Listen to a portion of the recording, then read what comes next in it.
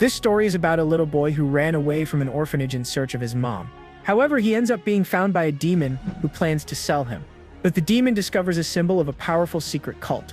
Of course, he assumes that the boy must be someone extremely important. Because of that, he decides to take him to that place in hopes of getting a reward. Yet along the way, he ends up growing attached to the boy. This series is completely crazy, featuring cosmic entities and secret organizations. At the same time, it's also a very wholesome story with a charismatic protagonist. I hope you enjoy the video. Our story begins in a dark and abandoned building. A squad of soldiers advances with caution. The leader of the squad activates the scanner, which maps the area with a red light. In that moment, one of the soldiers shouts that the target is here, and the team advances quickly. The light of their flashlight reveals a cornered child, who looks wild and frightened. But suddenly the child bursts away at high speed, trying to escape the squad. The leader then orders them to throw the device, trying to capture the fleeing target. The scene shifts abruptly to a room, where a boy wakes up with a jump, startled. He sits on the bed, and the story explains that the strong sunlight woke him. The place seems to be an orphanage, a special protection zone for children, but as he steps off the bed, his feet full of scars reveal a difficult past. The story explains that this place was strange to the boy, who walked all clumsy. After all, he now had flat flooring, clean clothes, and even prepared food on the table. The boy spent most of his time alone on a hill, until other children appear. They invite him to play together, but the boy becomes completely terrified at the idea. Suddenly, he throws himself on the ground like an animal, with the hair on his body standing on end. With this bizarre reaction, the other children run away screaming, completely scared of him. The boy stays on the ground and becomes confused when a butterfly lands on his head. In that moment, he throws himself backward and lies on the grass, seeming a little more relaxed. From a window, a woman in a wheelchair observed the whole scene from afar. She then asks if he does not speak, but the caretaker says he just never learned. The woman continues, explaining that the rescue team believes he grew up with animals. The younger caretaker compares him to Mowgli, but the other woman becomes confused by the name. The woman in the wheelchair laughs, saying that young people do not know the story. She then explains that she is from a time far earlier than when that caretaker arrived. At that moment, the orphanage church bell begins to ring, calling everyone. The children all run excitedly toward the caretaker, who calls them to gather. The boy watches curiously as one of the boys receives a letter sealed with wax. He becomes thoughtful, until a voice explains that what the boy is holding is a letter. A red-headed little girl adds, saying it is from a sponsor and that sometimes gifts come. She then looks directly at the boy and asks if he does not have a sponsor. The girl pulls him by the hand, explaining that a sponsor is an adult who looks after him. But the boy disagrees, saying that adults are bad, so she proposes a middle ground. She says that Matthew brags so much about the gift he got that she felt like hitting him. The girl also complains about the tacky dress that Lily got from her sponsor, and she even comments that Joe talked to her sponsor,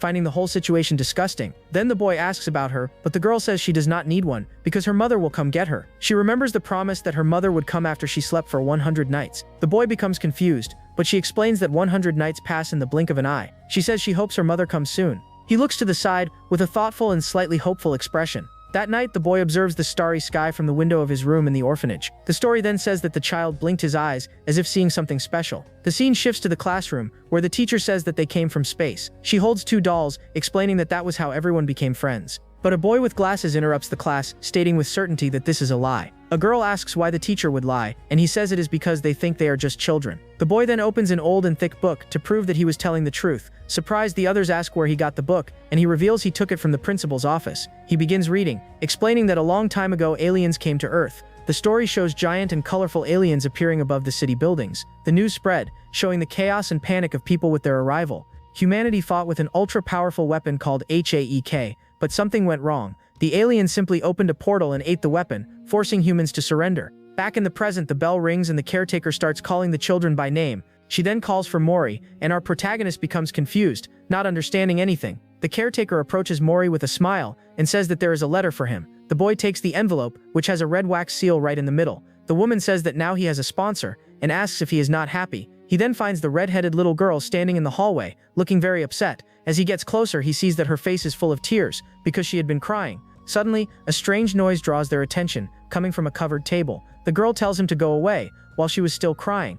He then begins to walk in circles around the table, very afraid of what might come out of there. The girl remains huddled in the corner, confused by her friend's strange reaction. On the floor, he finds a bitten cookie along with some twigs and flowers. Mori crawls toward the objects, investigating what he thought was a monster's hiding place. The girl then explains that all of that are things she values and kept there. She picks up the cookie from the floor, grumbling with a look of disgust on her face. The girl reveals that the 100 nights have already passed, and that her mother lied to her. The girl cries, saying that now she is completely alone in the world. Seeing her sadness, Mori sits beside the girl in an awkward gesture. Little by little, she calms down, and even manages to give him a small smile. The boy offers the cookie, and she asks if she can really eat that. He starts drooling with desire as she brings the food close to his mouth. The sunlight illuminates their hiding place, making the atmosphere a little happier. She notices that he cannot read, and takes the letter from his hand to help. But upon opening it, she sees that the letter has only a single word written, "Hello." Outraged, she shakes the envelope and asks if that is all, and something falls. What falls to the floor is a beautiful bright blue flower that looks like crystal. Mori becomes completely hypnotized by the beauty of that mysterious flower. Later, he takes the flower to bed and places it beside the pillow. At that moment, he has a strange dream, seeing himself as a baby surrounded by blue flowers. Back in the room, a blue light shines while Mori sleeps peacefully. Time passes in the orphanage, and the church bell rings, marking a new day. With that, Mori continues receiving letters and gifts, and everyone thinks he is very lucky. He has already accumulated so many gifts that the other children are impressed with the quantity. While his friend complains about the letters, the others are delighted with the crayons and the talking doll. The children then wonder what kind of person the sponsor is, and why they are so kind. One of the boys says that adults are nice when they feel guilty, leaving Mori confused. Understanding nothing, Mori tries to eat the crayon, and his friend screams for him to stop now. She calls him dumb and shows the right way, explaining that it is used for drawing. Seeing the color on the paper, Mori becomes shocked as if he had discovered a new world. The scene changes, and the principal invites the children to help wash the clothes on a sunny day. The text explains that it was the principal who called them for the fun task in the backyard. With great enthusiasm, the children roll up their pants and step into the buckets with the clothes. One of the boys is surprised to see that his toes have become all wrinkled, but Mori's friend finds no fun in it and calls the others idiots for thinking that is amazing. Mori, however, seems to enjoy himself greatly, stepping in the water and making soap bubbles. Mori has a lot of fun in the water, and the girl comments that it is amazing. She then warns him not to step too hard, but a voice calls her name, Dina. Confused, she looks into the distance and runs off upon seeing someone, shouting the name Radina. Her face fills with joy and emotion, with a smile from ear to ear. In the rush to leave, the girl ends up knocking over the water bucket by accident. She runs into her mother's arms and screams with happiness, giving her a very tight hug. Her mother holds her tightly, while the other children observe the scene from afar. Mori stands still, with a confused and slightly sad expression on his face. He watches the two walking away, leaving together across the green field. The scene changes, and the girl, now at night, says goodbye, asking him to take care of himself. With her bags ready, she advises him not to eat fast, so he does not get sick. She then offers her bag and her shoes, saying she will give everything to him. The boy looks at the shoes, and she tells him to wear them so he will not walk barefoot anymore. Suddenly, the girl hugs him with all her strength, shouting his name. Very close, she whispers in his ear that he must be happy. That night, Mori sleeps with a smile, remembering his friend's farewell hug. He recalls the scene of her leaving happily with her mother over the hill. At that moment, all the orphanage children said goodbye, waving to the girl who was leaving. The story shows that the boy returned to sit alone on his usual hill, but even with the absence of his friend, the story explains that he did not feel lonely. That is because the letters and gifts from his sponsor were always by his side.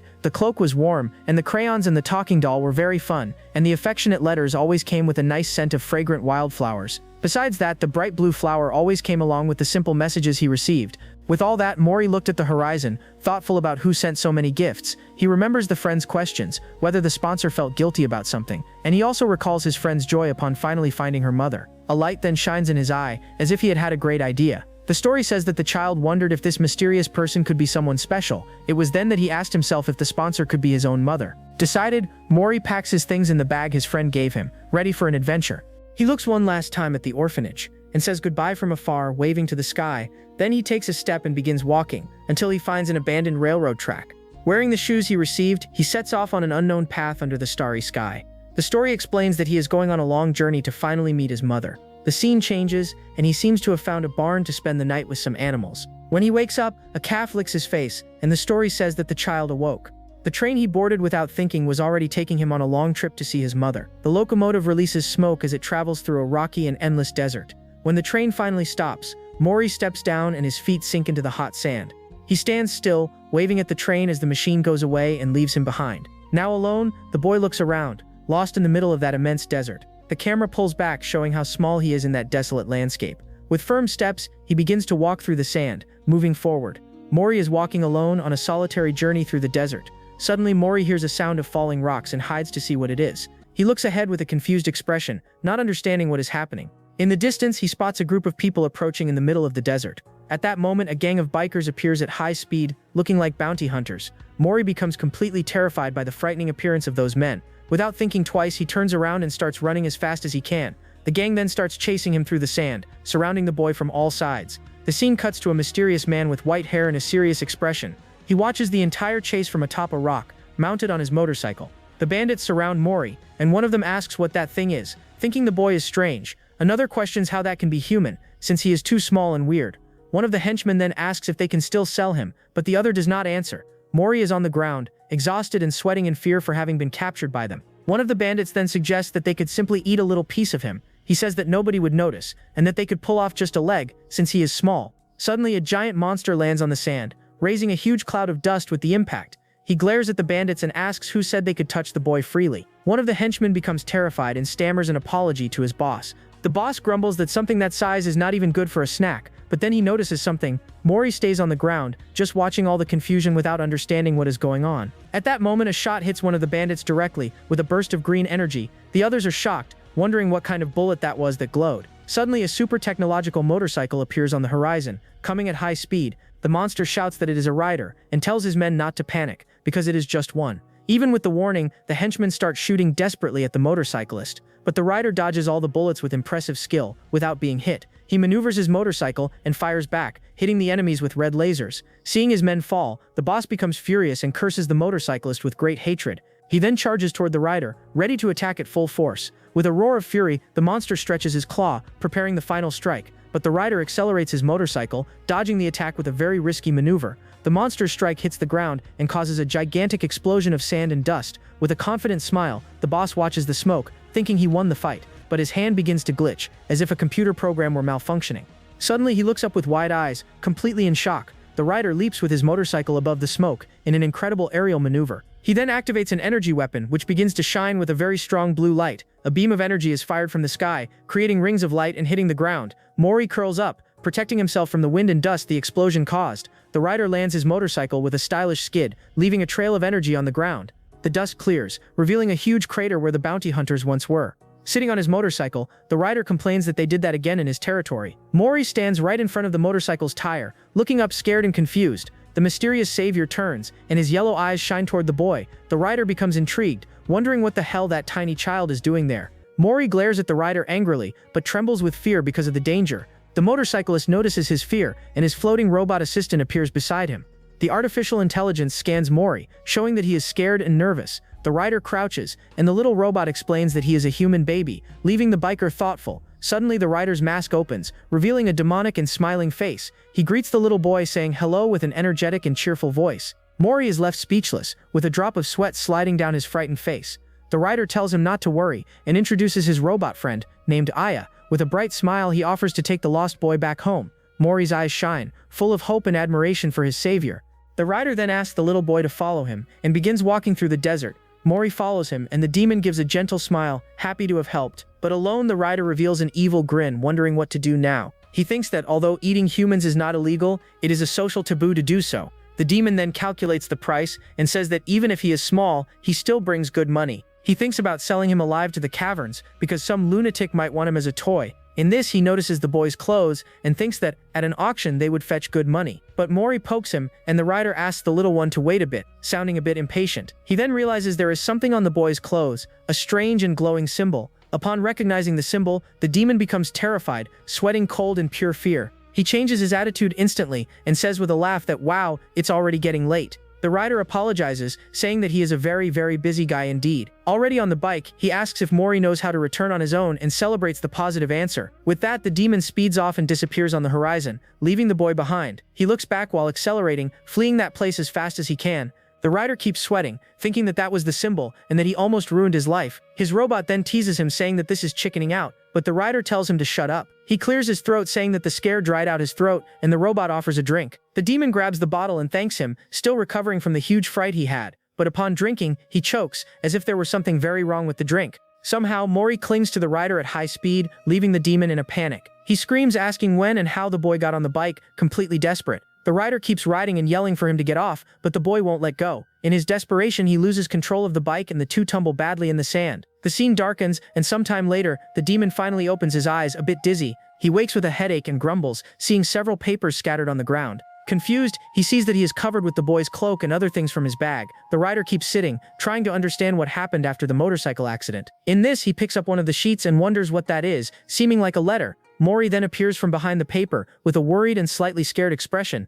The rider jumps in fright and screams because he thought the boy was sleeping, but then the robot explains that it covered him with the items and made a fire to warm him. The robot says that he seems to need hydration, and the rider agrees to drink water. Mori then gets up and walks back to the fire, leaving the demon watching. He grabs the canteen to fetch the water, and the rider just watches him, feeling awkward. But Mori trips on a rock and ends up throwing all the water into the rider's face. The demon is drenched and speechless, his eyes wide in total shock. Mori becomes terrified, his hair all spiky, thinking he made a huge mistake. In this, he runs and starts gathering his things, and the rider realizes it was him all along. The demon's eyes widen and he stares at the boy with a very serious expression. Mori hugs his things, trembling in fear of the rider's possible reaction. The demon then recognizes the seal of the letter and is certain it is the symbol he feared. The story explains that it is the symbol of one of the 7 fingers, the beginning and the end of the universe. Threatening a bearer of that symbol is like signing one's own death sentence. A bloody image shows the eye of a creature with the symbol carved into its pupil. The rider swallows hard, wiping the sweat from his neck because he knows he got himself into trouble. But even with all the danger, the story explains that the rider was still thoughtful. He looks at the boy, who seems like a kind of silly and helpless human in the middle of nowhere, and he also notices the symbol engraved on most of the items the boy carries. The rider then remembers the papers, which are so expensive they're worth a month's food. He also notices that the ink on the letter seems to have been written with great care. With an evil smile, he realizes he can earn a great reward if he delivers the boy, but then the robot warns that the battery is running low, and the rider tells him to go rest. The robot disintegrates and returns to the weapon, and the rider continues his journey with the boy. He then turns to the boy and asks if he understood the plan. With a snap of his fingers, the demon says that saviors like him are rare, and that the boy was very lucky. He continues, saying that he is the only one who knows the area well and can guide him safely. To prove his point, he points to some lizards crying over a grave nearby. The rider starts to explain that when they reach the destination, he will. But the boy gets distracted by something on the ground and moves away, leaving the demon talking to himself. Annoyed, the rider scolds him for not paying attention while he is speaking. Mori then shows what he found, a giant blue beetle that he is about to eat. The demon stays silent, completely shocked and speechless at the scene. In a panic attack, he grabs the boy and yells for him to spit the bug out right now.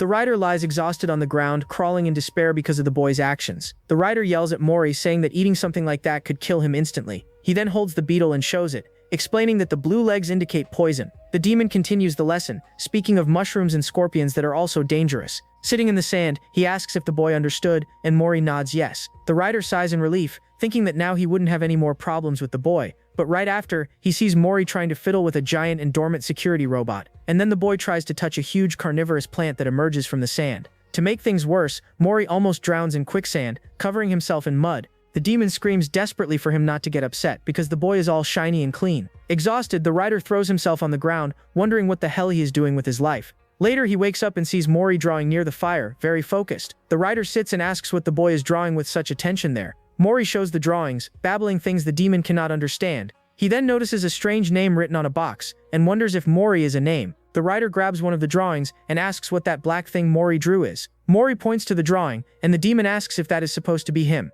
The rider is shocked and incredulous to learn that the drawing is a portrait of him. With a drop of sweat on his face, he holds the paper and analyzes the boy's drawing. The story explains that the rider stared at the drawing for a long time. After all, that was the first time someone had taken the trouble to draw him. The robot reappears and says that the rider seems to be in a good mood, leaving the demon embarrassed. The artificial intelligence then describes itself and gives 50 points to Mori's observation skill. The rider then turns to the boy with a serious and slightly emotional expression. He says that the boy should draw him in a more impressive way and shows how to do it. We shift scenes to the rider in another place. Standing on a rock, he throws a device into the air and continues his demonstration. He then says that as soon as they cross that hill, the journey will be near its end. But Mori has already run ahead, and the rider yells for him to listen to what he is saying. Irritated, the demon threatens to leave him behind if he doesn't hurry and walk together. But something catches the rider's attention, and he stops talking, with a confused expression. Mori finds a strange creature, and the rider wonders if it is a wild animal. Suddenly, a bigger beast appears and attacks the smaller creature, throwing Mori away. The monster's claws catch fire, and it attacks with a flaming strike. The attack creates a gigantic wall of fire, which spreads across the entire area. The rider is shocked, his mouth open in awe at the power of that beast. The intense flame keeps burning, turning the desert into a true inferno. With his weapon in hand, he yells at the boy, asking what the hell he is doing. He then runs toward the fire, while the monster flees with its prey. The rider stretches out his hand, trying to reach the boy before the flames get him. The scene fills with an intense red, showing the rider's silhouette in the middle of the fire. The story explains that the rider panicked at the flickering flames. After all, the child would be charred without leaving a trace if he stayed there. But at that exact moment, the boy's cloak begins to flutter in a strange way, and that made the flames around him disappear, one by one, miraculously. The story explains that it was like a magic cloak protecting him from danger. After the fire dies out, Mori sits on the ground, completely unharmed and safe. The rider is left open-mouthed upon seeing that the bigger creature is caring for the baby. He runs to the boy and asks, stuttering if he is okay after everything. The demon kneels, exhausted and relieved, saying he almost had a heart attack. But suddenly, he turns with a furious look toward the monsters. The rider draws his weapon and curses the creatures,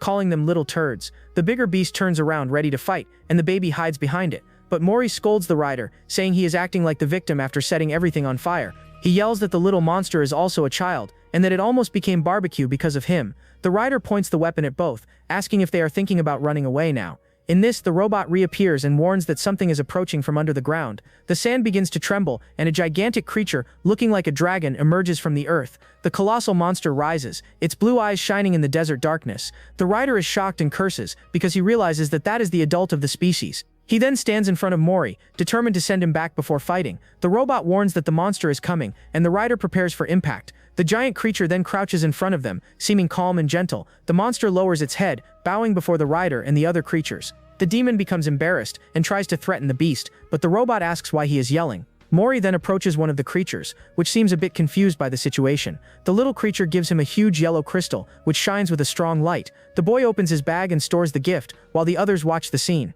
He then pets the creature with a feather, and it becomes all happy and bouncy. The rider is shocked, not understanding why they are circling around the boy. The creatures then climb onto the bigger monster, which begins to sink back into the sand. The baby nestles against the large beast, seeming happy and safe beside its family. The rider watches the scene, and Mori turns to him, holding his cloak tightly.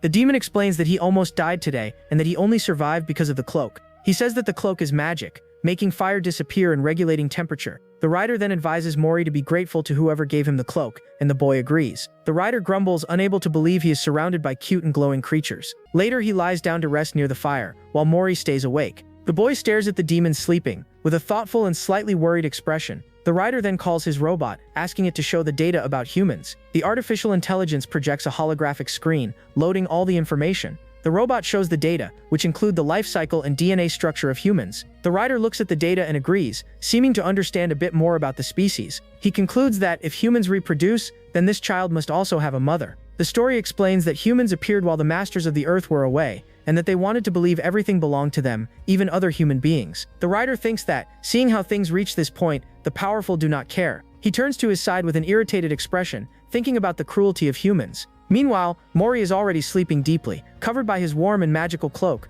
the demon moves closer and watches the boy sleep. With a softer look, he then reaches out and holds Mori's little hand in an unexpected gesture of affection. The boy's little hand squeezes the demon's finger, creating a bond between the two. The scene shows the two sleeping together near the fire, as if they were father and son. The rider wakes up and watches Mori sleep, with a thoughtful and determined look. While he sleeps, the boy turns and nestles into the demon's arm, surprising him. He then lies down again, with a smile on his face, seeming to have made a decision. The scene changes, and a voice says it will find him. The rider and his robot watch Mori sleep, and the voice confirms that it will, without any doubt. The scene changes again, and Mori wakes up lying in a lush and peaceful green field. He sits on the grass, looking around, confused by the sudden change of scenery. The boy looks at the sky, and then at the field, trying to understand where he ended up. Suddenly, he widens his eyes upon seeing something approaching from afar. The camera focuses on Mori, who seems sleepy and with his face crumpled from so much sleep. The rider holds him and asks if he woke up, while riding the motorcycle through the desert. He points forward and tells the boy to take a look at what is coming. The scene reveals a giant city, surrounded by imposing rocky canyons. Upon arriving, Mori is impressed by the food and the bustle of the city. The place is built in the middle of a canyon, with bridges connecting the cliffs. Suddenly, a group of demons surrounds the boy, saying he is the cutest thing. They introduce themselves and ask how the little one is doing, all enchanted with him. Mori gets embarrassed, while the demons comment on how small and adorable he is. The rider then picks him up and yells for them to get out, saying it will cost them dearly. He grumbles that Mori stands out more than he expected, and the robot agrees. They enter a kind of bar, and the rider walks through the place with the boy in his arms. A woman named Valentine approaches and asks what is going on with the rider. She asks when he decided to raise a human, and the rider warns that he is not food. The demon then shows the letter and asks if she has ever seen that symbol anywhere. She explains that the symbol is used as payment, and that they are probably in the city. The rider is shocked and asks where they are, and Valentine says it is right there. The woman then strokes Mori's hair and comments that the man she saw also had black hair. Valentine asks why they would come here, and the rider asks for accommodation for 50. The two start arguing about the price, and the rider yells that 35 is enough. Irritated, Valentine stands up and says he will not fool her again like last time. She grabs his face and makes a counteroffer, saying it is take it or leave it. Defeated, the rider throws the money on the table and the other demons laugh. The robot suggests selling a battery, but the rider says it would be a waste. He then gets irritated at the idea of selling the boy's things and letting him go hungry. Mori hands him the crystal, and the rider asks Valentine how much it is worth. She recognizes the object and reveals that it is a Tomas stone, leaving the rider surprised. With a single touch, the woman breaks the crystal into 3 pieces easily. The rider is terrified by what she did, with his hair standing on end from fright, but she asks him to calm down and tells him to look closely, because the crystal fixes itself. Valentine explains that it fixes itself, feeds on light, and glows in the dark. The rider asks if it is expensive, but she says it became so popular that it has no value anymore. He grumbles and gives the stone back to Mori, saying that was what he thought too. Rider drops the stone on the floor, and it rolls and stops near another person. The boy then walks toward whoever picked up the crystal without any fear. He and the mysterious creature touch the stone at the same time, creating a moment of connection. The boy sits down, and the masked demon watches the little one with curiosity. The creature reveals itself with a frightening appearance, but it seems gentle near the boy. With wide eyes, the masked demon says that the boy is adorable. He then starts playing with Mori, lifting the boy by the ribbon of his hood. Suddenly, the creature grabs the boy tightly. He opens a magic portal and pulls Mori inside, with several hands grabbing him. The boy rubs his eyes and sees the masked demon watching him from the darkness. Mori is terrified, with a drop of sweat running down his frightened face. The creature then vanishes into the shadows, taking the boy away from the bar. Left behind, Mori begins to cry and scream in fear in the middle of the darkness. He keeps crying, with tears running down his face, feeling alone and lost. The rider hears the crying and turns around, with a shocked and worried expression on his face. The rider looks around and wonders where Mori went, somewhat concerned. He yells the boy's name, wondering where that kid went now. One of the demons grumbles, while the masked creature disappears behind a curtain. The masked demon looks back, as if hiding something important. The rider jumps to his feet, with an expression of anger and despair on his face. He runs to the curtain and yells for the creature to wait, trying to stop it from fleeing. The robot begins scanning the area, and the rider yells for him to stop for a moment. He reaches out his hand, yelling once more for the creature to stop, but it is too late. The masked demon jumps off the bridge, disappearing into the dark abyss of the canyon. The rider stands at the edge, shocked and confused by the creature's sudden escape. The masked demon looks up, with a defiant and mysterious gaze. The robot says it detected a life form in the creature's pocket, and the rider becomes furious. He then orders the robot to fly up to block their path, and the little one floats. The rider begins running across the bridge, chasing the kidnapper with all his speed. The robot flies, searching for a way to intercept the masked demon. The robot begins scanning the city, with its sensor glowing green. The sweep maps the entire canyon structure, showing the bridges and passages. The holographic screen displays various data, analyzing obstacles and possible paths.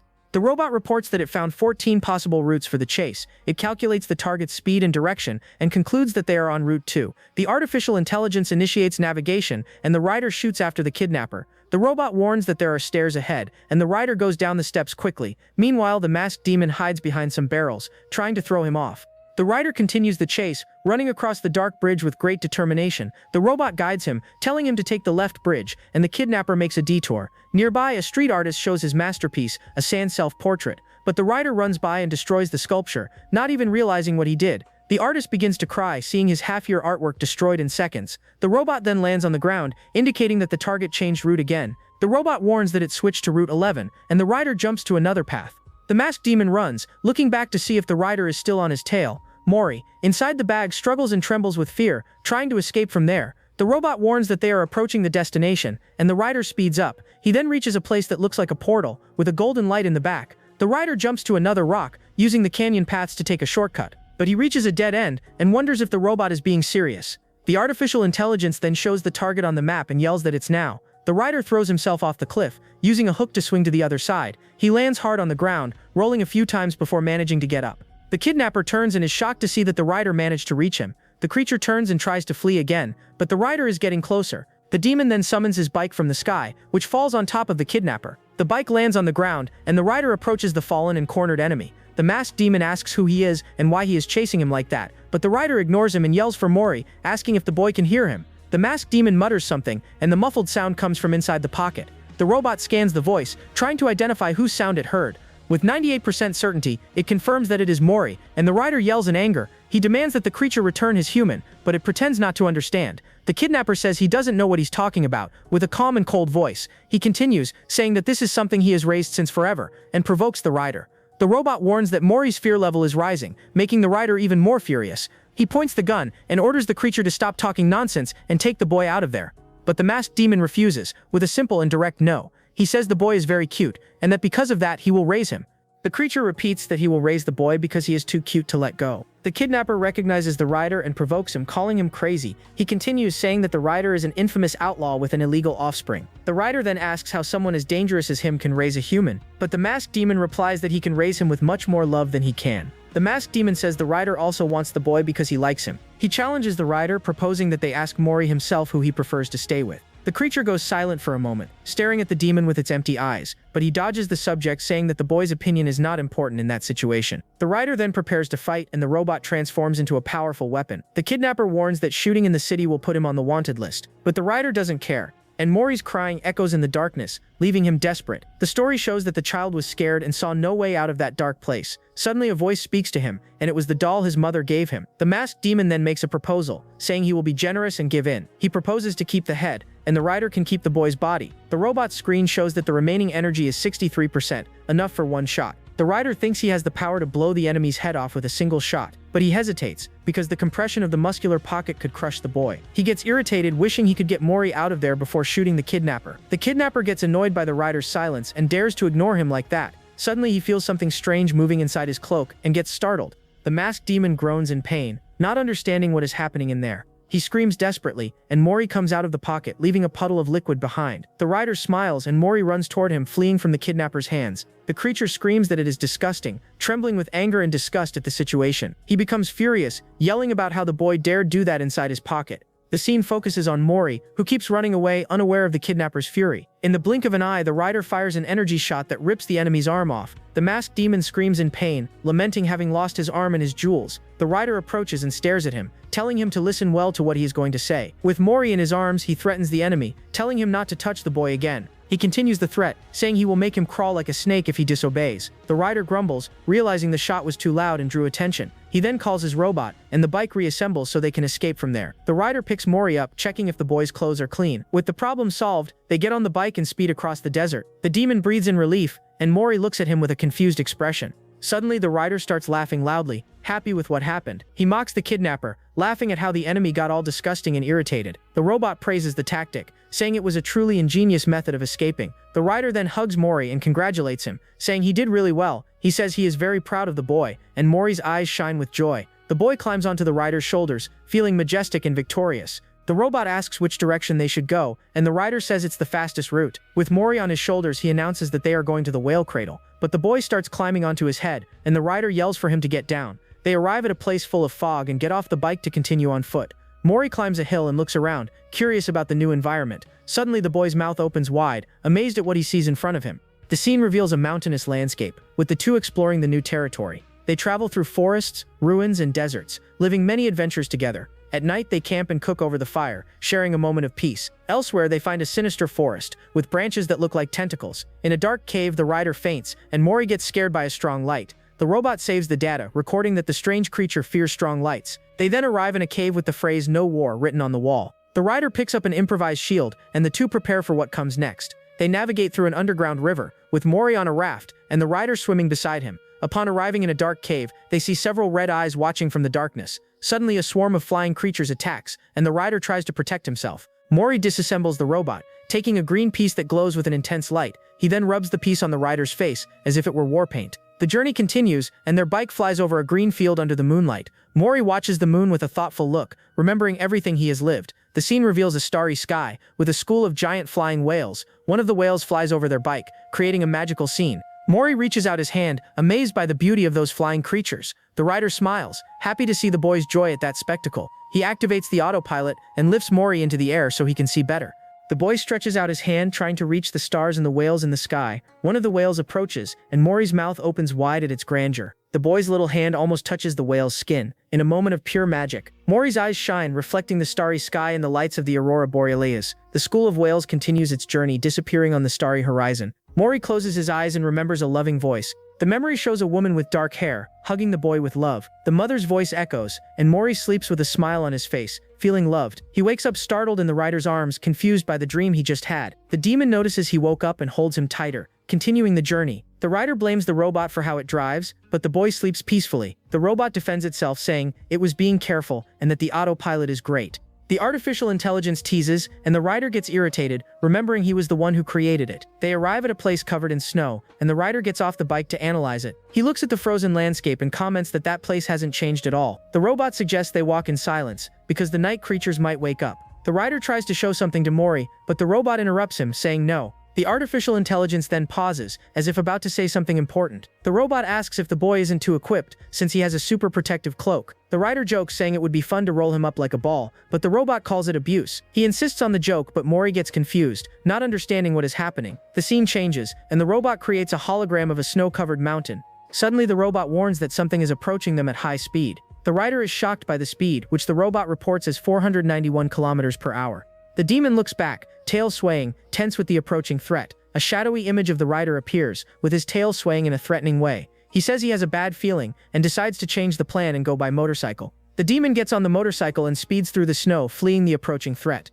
The robot reports that the distance is decreasing, and that 2 minutes remain until arrival. With 53 seconds left, Mori looks back with an expression of fear and concern. The robot warns that it can already see the target, and the rider accelerates even more. He then turns and prepares the weapon, ready to attack whatever is coming. The rider fires a green energy beam, trying to hit the enemy pursuing him, but the shot explodes in the air, as if it had hit an invisible and powerful barrier. The demon is shocked, and a sphere of dark energy forms in front of them. The snow begins to be sucked into the sphere, which turns into a black hole. A mysterious figure emerges from the snow, wearing a white overcoat and a black hat. Mori is frightened, with a drop of sweat sliding down his innocent face. The figure stares at the rider, with an imposing and threatening presence in the blizzard. The rider is shocked, for he has never heard of a hunter who could use black holes. The rider gets irritated, not believing they hired someone so strong because of a few little shots. The mysterious hunter observes from afar, while the rider flees with Mori on the motorcycle. The demon hugs the boy tightly, determined to protect him from danger. A creature with a blue helmet turns, watching the scene in silence and mystery.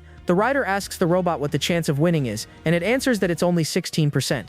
He is shocked by the low percentage, but the robot says there is still a margin of error. The demon knows the chances are accurate, and recognizes that the enemy is very strong. He decides he needs to avoid a frontal fight, so he doesn't risk the boy's life. In this case, he needs to take a drastic action, and risk everything at once. With the weapon in hand, he yells that it's now or never, ready for all or nothing. The rider fires a hook at the mountain, and uses the momentum to jump over the abyss. The motorcycle flies through the air in a dangerous maneuver to try to lose the hunter. The enemy simply watches from afar, standing in the snow, as if waiting for something.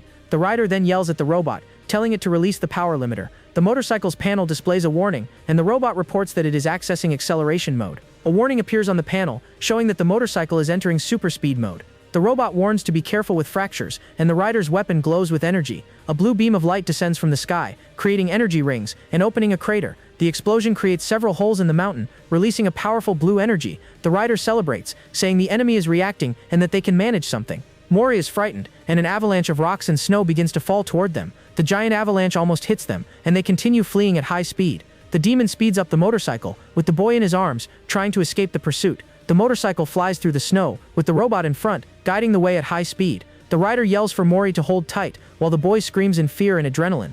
Suddenly, the rider turns with an expression of surprise and concern on his face. The robot warns that it is seeing the ice bridge just ahead, their objective. The rider fires an energy beam in the hunter's direction, trying to slow him down. The shot opens a path of energy, but the enemy keeps approaching. The hunter then creates a blue energy sphere, preparing for a counterattack. The sphere of energy moves toward the ice bridge, creating a path. The rider realizes that for some reason the hunter has no intention of attacking. He understands that if they can reach the bridge, they might have a chance to escape. The demon looks forward, his eyes shining with hope and determination, but suddenly the hunter appears in front of the motorcycle, blocking their path. The rider is shocked, and the enemy attacks him with impressive speed. The hunter grabs the rider's throat, choking him with absurd strength. The rider tries to break free, but the enemy's hand is too strong and he cannot. The hunter lifts him into the air, leaving his feet dangling without touching the ground. The hunter continues pressing the rider. The figure then approaches Mori, who is curled up and frightened on the ground. The hunter stretches out his hand, ready to grab the defenseless boy on the ground. Mori stares at him with eyes full of tears, scared of what might happen. Suddenly the hunter notices something and turns, with an expression of surprise. The rider jumps from the cliff and attacks the enemy with a powerful flying kick. The hunter manages to defend himself, but the impact of the blow throws him far away. The rider falls to the ground, injured but determined to protect the boy at all costs. He stares at the enemy and asks if he doesn't know that place with a defiant look. The scene shows the broken ice bridge, with the two staring at each other from opposite sides. The hunter advances, ready to continue the fight against the wounded demon. Suddenly a giant flying whale emerges from the snow.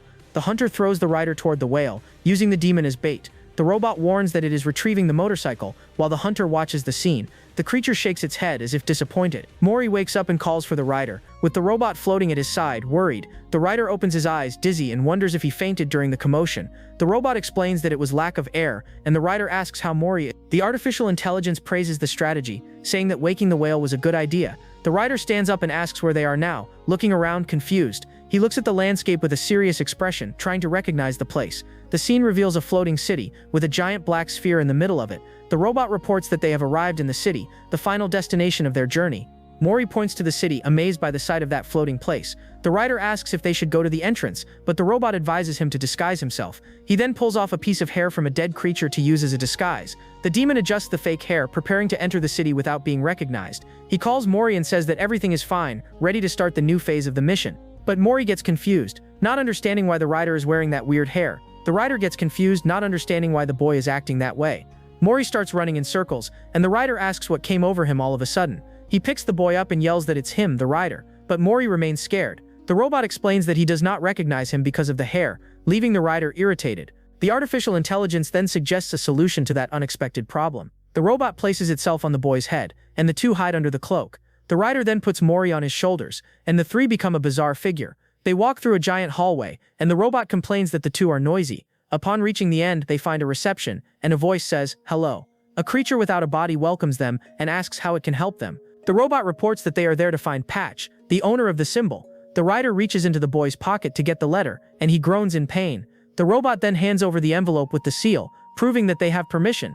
The receptionist creates a hologram and asks which of the symbols they are looking for. The rider is shocked, for he did not know that the insignia could be used by several members. The robot wonders which one they should go to, not knowing which to choose. He looks at the hologram, trying to identify which of the locations is the correct one. Mori then rummages through the bag, as if searching for something important inside. He takes out the blue crystal flower and offers it to the receptionist, somewhat shyly. The flower glows with a blue light, seeming to hold some special magical power. The receptionist turns, as if she recognized the object the boy showed. She then says that there is only one person they can go to with that item. A portal opens in the middle of the room, revealing a path to an unknown place.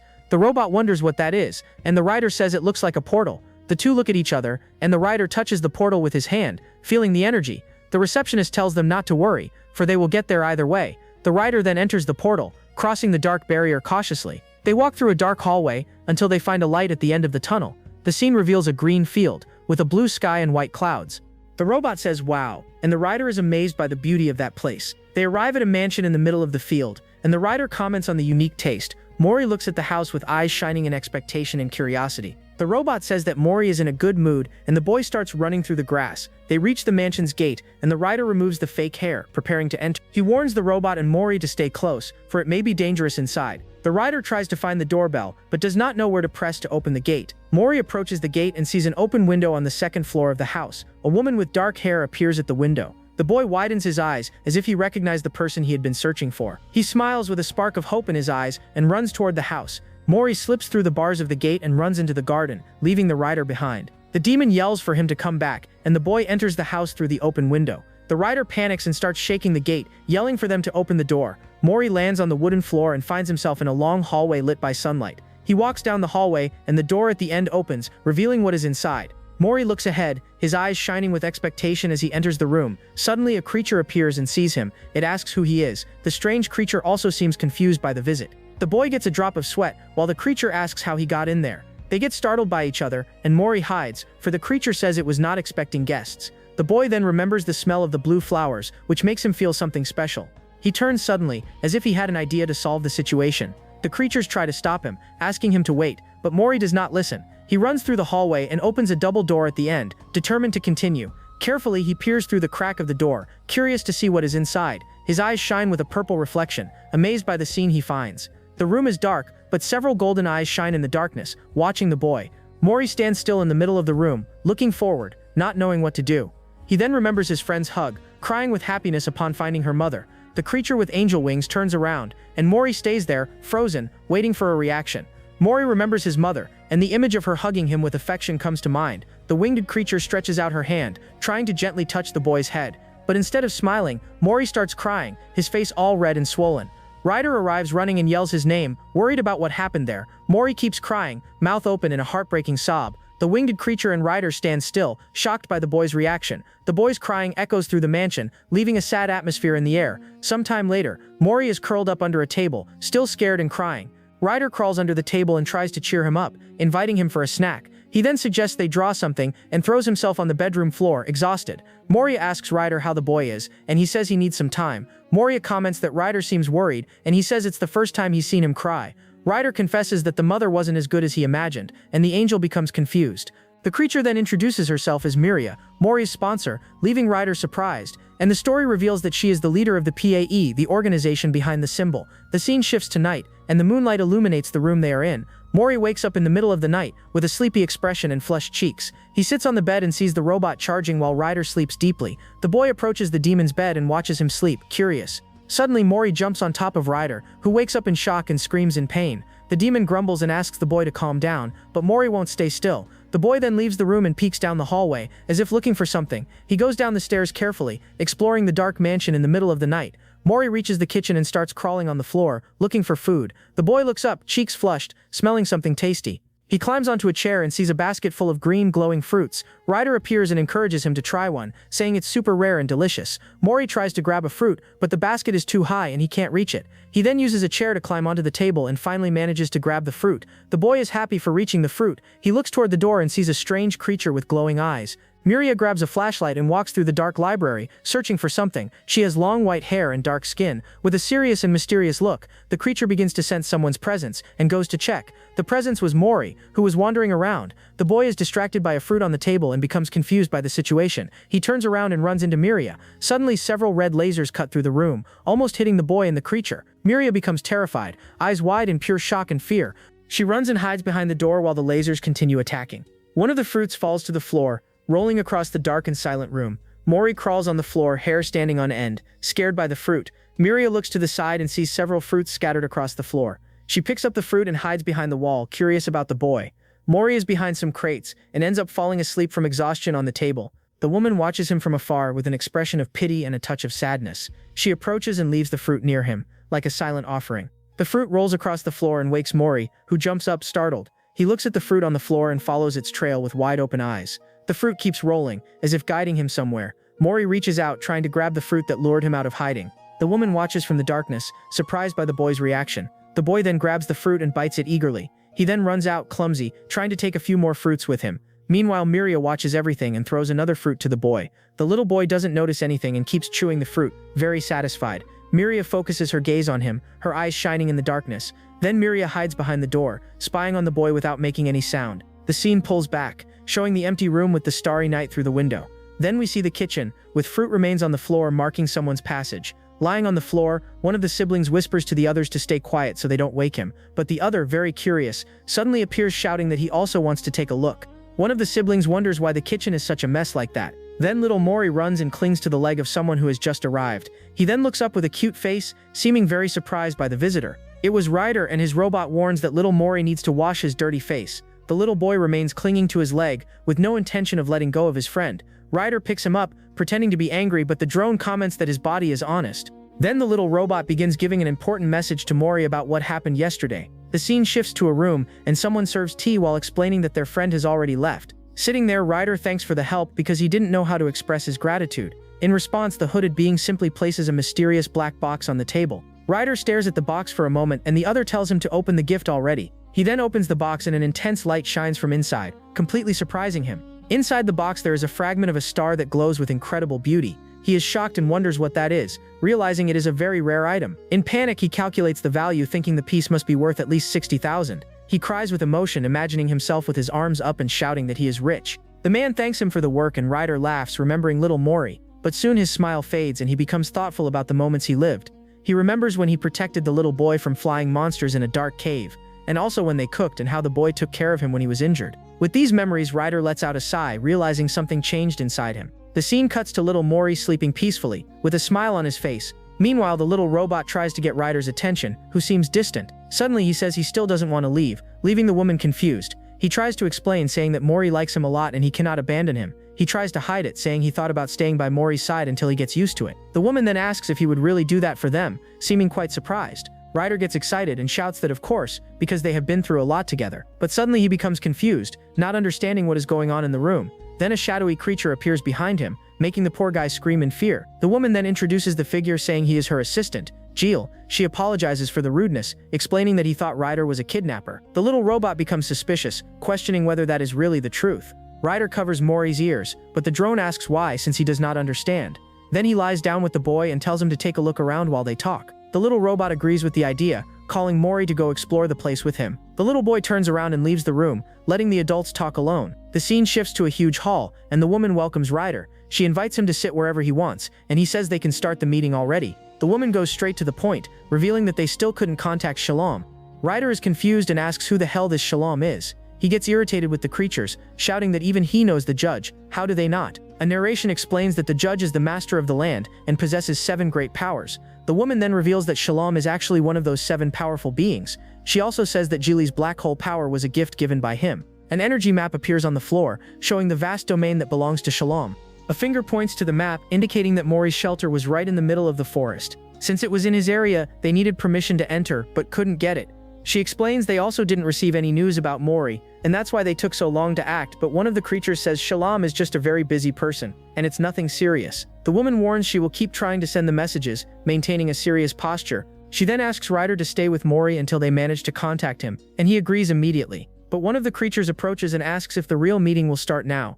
Ryder gets goosebumps, not understanding this talk about a real meeting. Then, one of the beings arrives bringing a little tray with toy utensils. He grabs the tiny fork, becoming completely confused by that bizarre situation. Then he asks what that is, and the creature explains it is a utensil made for Mori. Ryder gets irritated, shouting that it is too small, but the other says Mori is tiny. The creature defends itself, saying it made several other items and calls everyone to show them. They present a giant bed, saying it is perfect for Mori, who loves staying underneath it. 2 of them approach excited, asking what he thinks of the creations. Ryder gives a little laugh, thinking to himself that these people are really enthusiastic. The scene shifts to Mori, who is alone holding a strange object in his little hand. He explores the place, which is a huge hall full of windows and writings on the ceiling. With his little robot, he opens the door and goes out to the balcony, ready to explore more. Mori and his little robot keep exploring the house, passing through the kitchen full of food. The robot then teaches him the names of things like the lamp and the flower vase. Then little Mori keeps pointing at everything, curious to learn every detail of the place. The little robot becomes confused by the scene, but soon starts scanning the entire environment around them. He warns that there are leftover materials, and Mori climbs onto the chair to see better. The little boy climbs on the table and finds strange sketches, not understanding what they are. Then the robot explains that it seems to have been made by hand, making Mori even more curious. He then clarifies that he is talking about Mori's blanket, leaving the boy very surprised. The boy looks at his own cape, beginning to understand what those drawings mean. They were the designs of his blanket, and he sees the image of someone who made it for him. We see a close-up of Mori's eyes, which shine with the new discovery about the blanket. In that moment, one of the creatures finds him and asks if he really is the famous boy Mori. She says she is very happy that he is safe, because it was a struggle to stop Miria from leaving. The creature asks what they are doing, and the drone replies that they were exploring the mansion. The robot finds the house strange there, but she explains that Miss Miria built everything by herself. She continues, saying that Miria just wanted a way to try to understand him better. The scene shifts to Mori, who now spies on the mysterious woman from behind a door. He stays there watching in silence with his big eyes, full of curiosity about her, but suddenly the woman turns in his direction, and the little boy runs away scared. He passes by her like lightning, while the woman only watches him standing near the window. The woman gets a bit embarrassed about the situation, while Ryder observes everything from afar. He becomes thoughtful, trying to find a way to fix that awkward atmosphere between the two. The scene cuts to the mansion, showing that they have a long road ahead. Then Ryder has the idea that for now, it would be better if they became friends. The woman agrees, but the drone asks if Ryder has any good idea for that. Suddenly a light bulb turns on, and one of the creatures appears with a brilliant plan. And so begins the Operation Friendship with Mori, with the first step being to use snacks. The woman tries to approach, calling Mori and offering him some cookies, but the other creatures arrive first and already fill the boy with cookies and affection. Ryder eats a cookie and says this is easy, announcing the next step of the plan. The second step of the plan is to show interest in the boy's favorite items. In that, the woman decorates herself with Mori's things, thinking the idea is perfect.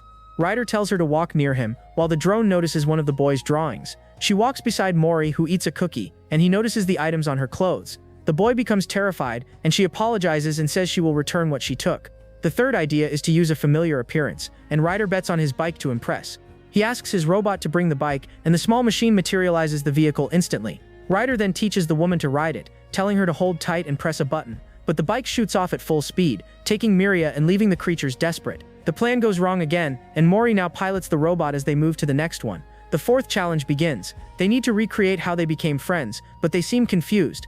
Then the duo arranges the reenactment. One will be the villain, and the other saves the boy. Little Mori is sitting alone when suddenly a sinister figure appears in front of him. Seeing the scene unfold, the demon warns that the time to act has come. In that moment, the improvised hero bursts into the room yelling Mori's name to scare the villain. But the plan goes wrong because the boy has already knocked out the enemy alone, leaving everyone shocked. The villain gets up irritated, complaining that the agreement was just intimidation. After several failed attempts, the scene shifts to a dark and rainy night. Now the little boy is already in his bed, sleeping deeply and peacefully. He seems to be in a very heavy sleep, resting calmly after a busy day. Suddenly, he begins to have a nightmare with soldiers and a disturbing vision. The boy wakes up in a jump, sweating cold and with eyes wide open in pure panic. He is looking around the dark room, still trembling in fear. A strong lightning bolt lights up the room, followed by a loud noise of something breaking outside. Very scared, the boy gets out of bed and goes to investigate the source of that sound. Meanwhile, in another room, Ryder is very focused, working on a holographic panel. The little boy walks alone through the dark hallway, passing by an old clock and a window. He curls up in fear, trembling while hugging his own body to feel safe. Then he sees a light coming from a half-open door and decides to peek carefully. Inside, he finds Miria relaxing in a rocking chair in front of the fireplace. The woman seems very calm, with a serene smile on her face, enjoying the warmth of the fire. The little boy hides behind a bookshelf, observing the books scattered on the floor. He finds a book about observing children and does not understand anything he is reading. With great caution, the boy decides to approach from behind the chair, walking very slowly. But suddenly, the boy becomes completely paralyzed with fright, and then he finally manages to place himself on Miria's lap. On her lap, the boy was still a little scared. Miria hugs him, and little by little his fear begins to fade. Now calmer, Mori looks up with his big eyes, full of curiosity. The boy then nestles into her lap, feeling a familiar and comfortable scent. Miria continued sleeping. While the boy was on her lap, he settles into her arms, feeling totally safe and protected there. In that moment, the little one lifts his head and stares at the figure with his bright and curious eyes. His huge eyes reflect the firelight, while an idea begins to form. In that moment, he understands everything and thinks that that figure is like a mother to him. Time passes quietly, with the sound of the fireplace warming the comfortable environment. Suddenly, the woman wakes up startled, realizing she ended up falling asleep. She thinks it is already late and that she needs to return to her own room soon. But when she looks down, she is shocked to see that the little boy fell asleep on her lap. She panics, wondering why Mori is there and since when. Desperate, she thinks about what to do and considers calling Ryder and Aya for help. But the boy moves, so she decides to stay quiet so she doesn't wake him. Seeing the boy snoring softly, her expression calms and she watches him sleep. With that, the woman hugs him gently, deciding to take care of him for now. She remains seated in the rocking chair, watching over the little boy's sleep near the fire. The scene shifts to the next day, with Ryder waking up and letting out a huge yawn. A small floating robot congratulates him on the job, but warns that it took longer than expected. In that moment, an overload alert appears, and Ryder remembers that he strained the system some time ago. He then decides not to overdo it for now, and the robot agrees with his order. Suddenly, several people appear and cheerfully greet Ryder with a good morning. He gets a bit embarrassed by the warm reception, not knowing exactly how to react. One of the maids asks if he slept well, finding it strange that he woke up so early. At that moment, a notification warns that the mail has arrived, leaving Ryder thoughtful. Another maid appears carrying a barrel, looking very happy with the task. Ryder then offers to get the mail, and the maid thanks him for the help. He asks them to take the things to Miria and runs toward the front door. Arriving there, he grabs the envelope and sees a danger poster with several creatures. The robot comments that the print came out well, despite a strange noise it made. In that moment, the woman suddenly appears calling for Ryder, while he has a strange reaction. Ryder greets Miria awkwardly, saying that she seems in a good mood today. He then asks if she will be busy, but Miria replies that she has plenty of time.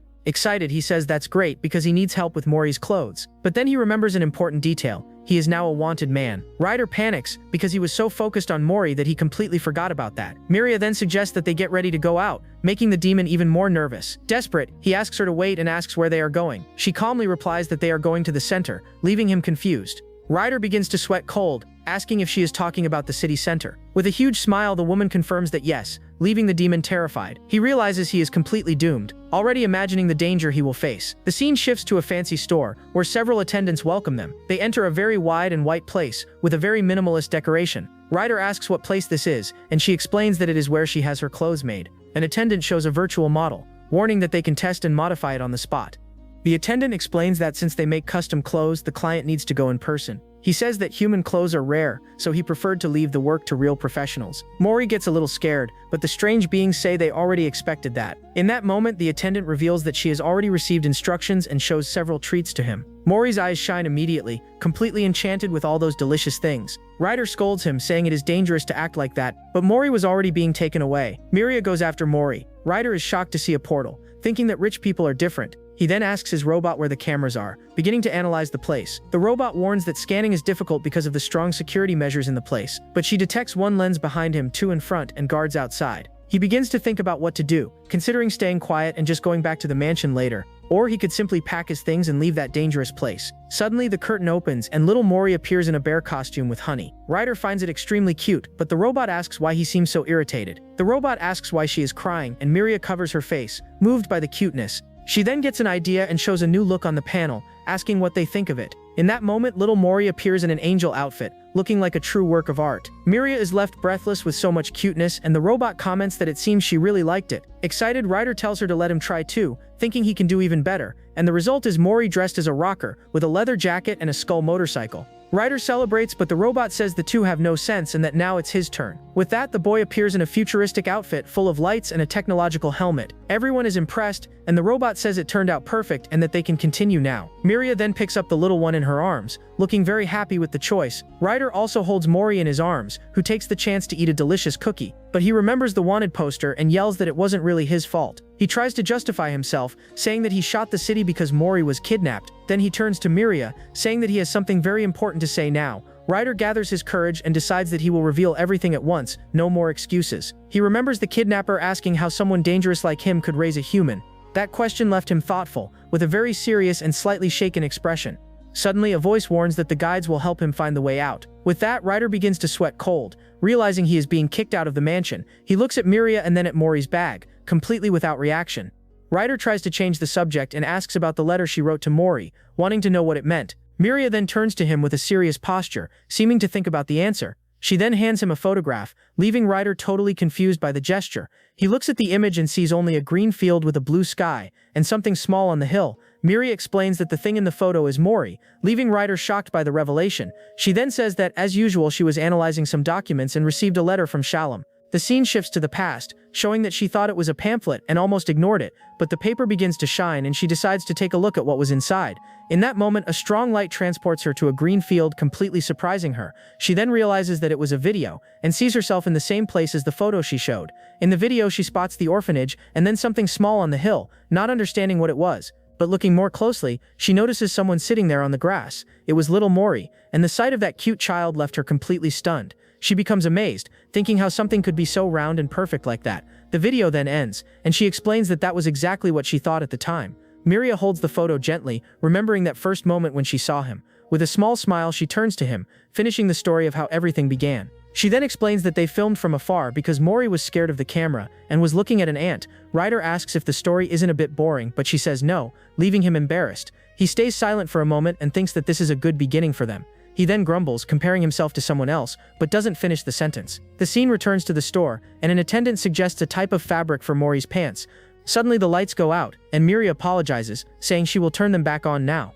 In that moment, a very strong light illuminates Mori's face, leaving him completely paralyzed. His eyes widen in panic, while sweat runs down his frightened face. He then stares at a giant ring of light on the ceiling, surrounded by scary statues. The boy becomes terrified, as if he were reliving a very deep trauma. Without thinking twice, he turns and starts running desperately to get away from there. He shoots toward the exit, trying to escape that place as fast as possible. Ryder and Miria have no idea what is happening, completely surprised by the boy's reaction. The little one runs past a tall and shadowy figure without even looking back. But in his haste, he ends up tripping badly and falling hard onto the stone floor. Fallen on the ground, he looks up with an expression of pure terror on his face. The figure is revealed, and it was just one of the attendants with a lamp head. Seeing the scene, Ryder runs shouting Mori's name, desperate about the situation. The robot shouts, warning that if Ryder goes out now, he will be discovered. But he doesn't care about the warning and shoots outside, running through the futuristic city. With a serious face, he only thinks about reaching Mori before something bad happens. In that moment, a city security drone appears, doing its routine patrol. The robot's light turns red, indicating that it detected an intruder in the perimeter. The reflection in Ryder's eye shows that he realized he was spotted by security. Suddenly, Miria grabs him from behind, pulling him with surprising strength. She then holds him and extends her hand, seeming to use some kind of power. The scene shifts to a cosmic space, with Mori floating among magical blue flowers. Back in the store, Ryder shouts Mori's name, who finally wakes up from the trance. Worried, they ask if he is okay, and if he hurt himself anywhere during the fall. The robot warns that his pulse is racing, while Ryder examines him desperately. With his eyes full of tears, little Mori begins to cry, unable to stop. Using her power, Miria transports all of them back to a safe and dark place. The scene darkens, and the image shifts to his tiny hand holding one of the letters he received. Back in the room, the little boy now sleeps peacefully, with both of them taking care of him. Miria becomes thoughtful and comments that the problem doesn't seem to be just because of the light. Ryder agrees, explaining that the light from his weapon is much stronger and never caused this. The robot reminds them that even when Ryder set everything on fire, Mori didn't have this reaction. She then reveals the reason they use more candles than electric light in the mansion. She explains that it was because of the records, which said that Mori's friend used candles. The robot confirms, showing that Mori reacts to spotlights, and Ryder remembers the cave. In that moment, he realizes that the store light was also a very strong circular beam, right? Miria becomes thoughtful, understanding that the circular light was the cause of all the panic. The scene changes, and we see the trio researching ways to help Mori with his trauma. They gather to read a book, trying to find a solution to the little boy's problem. Meanwhile, little Mori stays on the floor drawing, completely unaware of all the confusion. At night, the maids take Mori to a dark room, carefully surrounding the boy. The boy sits on the floor, and the servants prepare a shadow play for him to watch. Then the robot begins telling the story of the three little pigs, starting the show. Little Mori pays close attention to the story, his little eyes shining with curiosity. The story continues, saying that in the forest also lived a very clever wolf. The wolf then watched from hiding, while the pigs built their own houses. Hidden, Ryder observes the whole scene with a little smile, finding the situation funny. The scene changes, and he asks what a shadow play is, not understanding the plan. Miria then explains that they will start with a square and safe beam of light, and little by little, they will switch to circular light, while Mori gets distracted with the play. Back at the theater, the little boy watches the play, seeming much more comfortable now. The light becomes circular, with Ryder and Miria making the shadows of the wolf and the little pig. Thus, they create happy memories, and Mori is left with his eyes full of emotion. The robot then stops the reading, and says that he has one more thing to show. He reveals a drawing that Mori made of the three of them, looking like a family photo. The little machine remembers when he drew that, and becomes a bit embarrassed. The story shifts, and the robot narrates that the little pigs decided to work together. The robot continues, saying that they agreed on the budget and the construction area, and with the builder's experience, Ryder understands nothing about that story. They then build a superhouse to fight against the wolf, leaving Ryder shocked. Mori is left open-mouthed, totally impressed with the twist in the story. The little boy then lets out a delighted laugh, having lots of fun with the play. Ryder stares at the scene, still unable to believe what he just watched there. Miria is also left open-mouthed, surprised by the boy's positive reaction. The two then look at each other, and Ryder gives a small smile, happy the plan worked. But suddenly, a distant voice yells for them to stop fighting right now. The scene shifts, and a shoe is thrown as someone walks down a shadowy hallway. The mysterious figure approaches some statues and orders them to call Miria. The scene cuts to the next day, with little Mori slowly waking up in bed. The story explains that the child opened his eyes because the strong sunlight woke him. The little robot appears flying and gives a very cheerful good morning to Mori, who is sleepy. The boy rubs himself against the robot, and he comments that the child woke earlier than usual. He stretches all over the bed, looking very happy and full of energy to start the day. The little boy then rolls across the bed, stands up and starts peeking over the mattress. With his big eyes, he stares at something on the other side of the room, very curious. He then begins crawling across the bed, heading toward what caught his attention. But suddenly he finds an obstacle in the way and becomes a bit confused. It was Ryder, who hugs him and asks to sleep just 10 more minutes, very sleepy. The little one then gets off the bed, letting the demon rest a bit longer in the room. He goes to the door and Ryder wakes up grumbling, not understanding what's happening. With his yellow boots, the little boy leaves the room and begins exploring the hallway. The maids find him and ask if he slept well, worried about the boy. One of the servants gets startled and warns him that it's dangerous to run around alone. But he doesn't listen and opens a door, entering an unknown room of the mansion. He reaches his tiny hands out and finds Miria, who welcomes him with open arms and a smile. The story explains that it has been a month since the child began living there in the mansion. The scene shows his little feet covered in flour, indicating that he got into trouble. He then throws the flour into the air, making a huge mess and having fun with it. One of the maids screams in despair, because she had just cleaned that entire hallway. The little robot then asks Mori if he is hungry, and the boy nods his head. Suddenly, several maids appear at the door, shouting if he is really hungry. The robot then activates a filter, and the boy begins to glow, looking irresistible. Seeing that scene, the servant becomes shocked and wide-eyed, not knowing what to do. Without wasting time, the head maid begins chopping vegetables at an absurd speed. She then prepares an incredible meal, with a presentation worthy of a king. Then several spoons fly toward Mori, who opens his mouth to eat everything. Satisfied and full, the little boy floats around the room, all happy and relaxed. The mysterious figure approaches, and Mori faces her with his face dirty with flour. She then takes him to the sink and holds him to wash his face carefully. But she pours too much water, and the robot complains that she's washing him like laundry. After the bath, the little boy peeks through a door and sees Miria working at the desk. She looks like a true goddess, with a radiant aura and elegant posture. With shining eyes, Mori becomes enchanted by her beauty and dedication. Ryder arrives and praises the boy, calling him a very diligent and studious student. The scene shows Miria and Mori sitting on the floor, surrounded by drawings and books. Ryder then asks what the two are doing, and she explains that they are copying words, but the robot warns that all the drawings are wrong, leaving Ryder embarrassed. Miria defends the drawing, and the robot says her judgment is also being influenced. The little boy then grabs the book, and the robot offers to read the story to him. He begins reading about a phenomenon called pyrup, and the boy pays close attention. Ryder explains that he already talked about that before, but doesn't know all the details. Miria then explains that when the lifespan ends, the cells prepare to return. She continues, saying that they can divide from one to one, or from one to many. The woman reveals that she came from the judge's fourth finger, and that Shalom is probably the first. She then smiles and asks if the explanation isn't a bit difficult for Mori. The two observe the little boy, who glows with a yellow light, looking focused. Suddenly a person enters the room shouting, with a panicked expression. It was one of the servants, yelling that Mori was scribbling on the wall again. He then hands a cloth to the boy and tells him to clean the whole mess himself. With her eyes full of tears, the maid mocks him, thinking he wouldn't cry. Miria scolds him, and Geely warns that he will tell everything if he doesn't stop disobeying. Suddenly a notice says that the mail has arrived, and Ryder yells that he will get it. He shoots down the hallway, leaving Miria surprised by his speed and excitement. The woman stands still in the hallway, not understanding his reaction.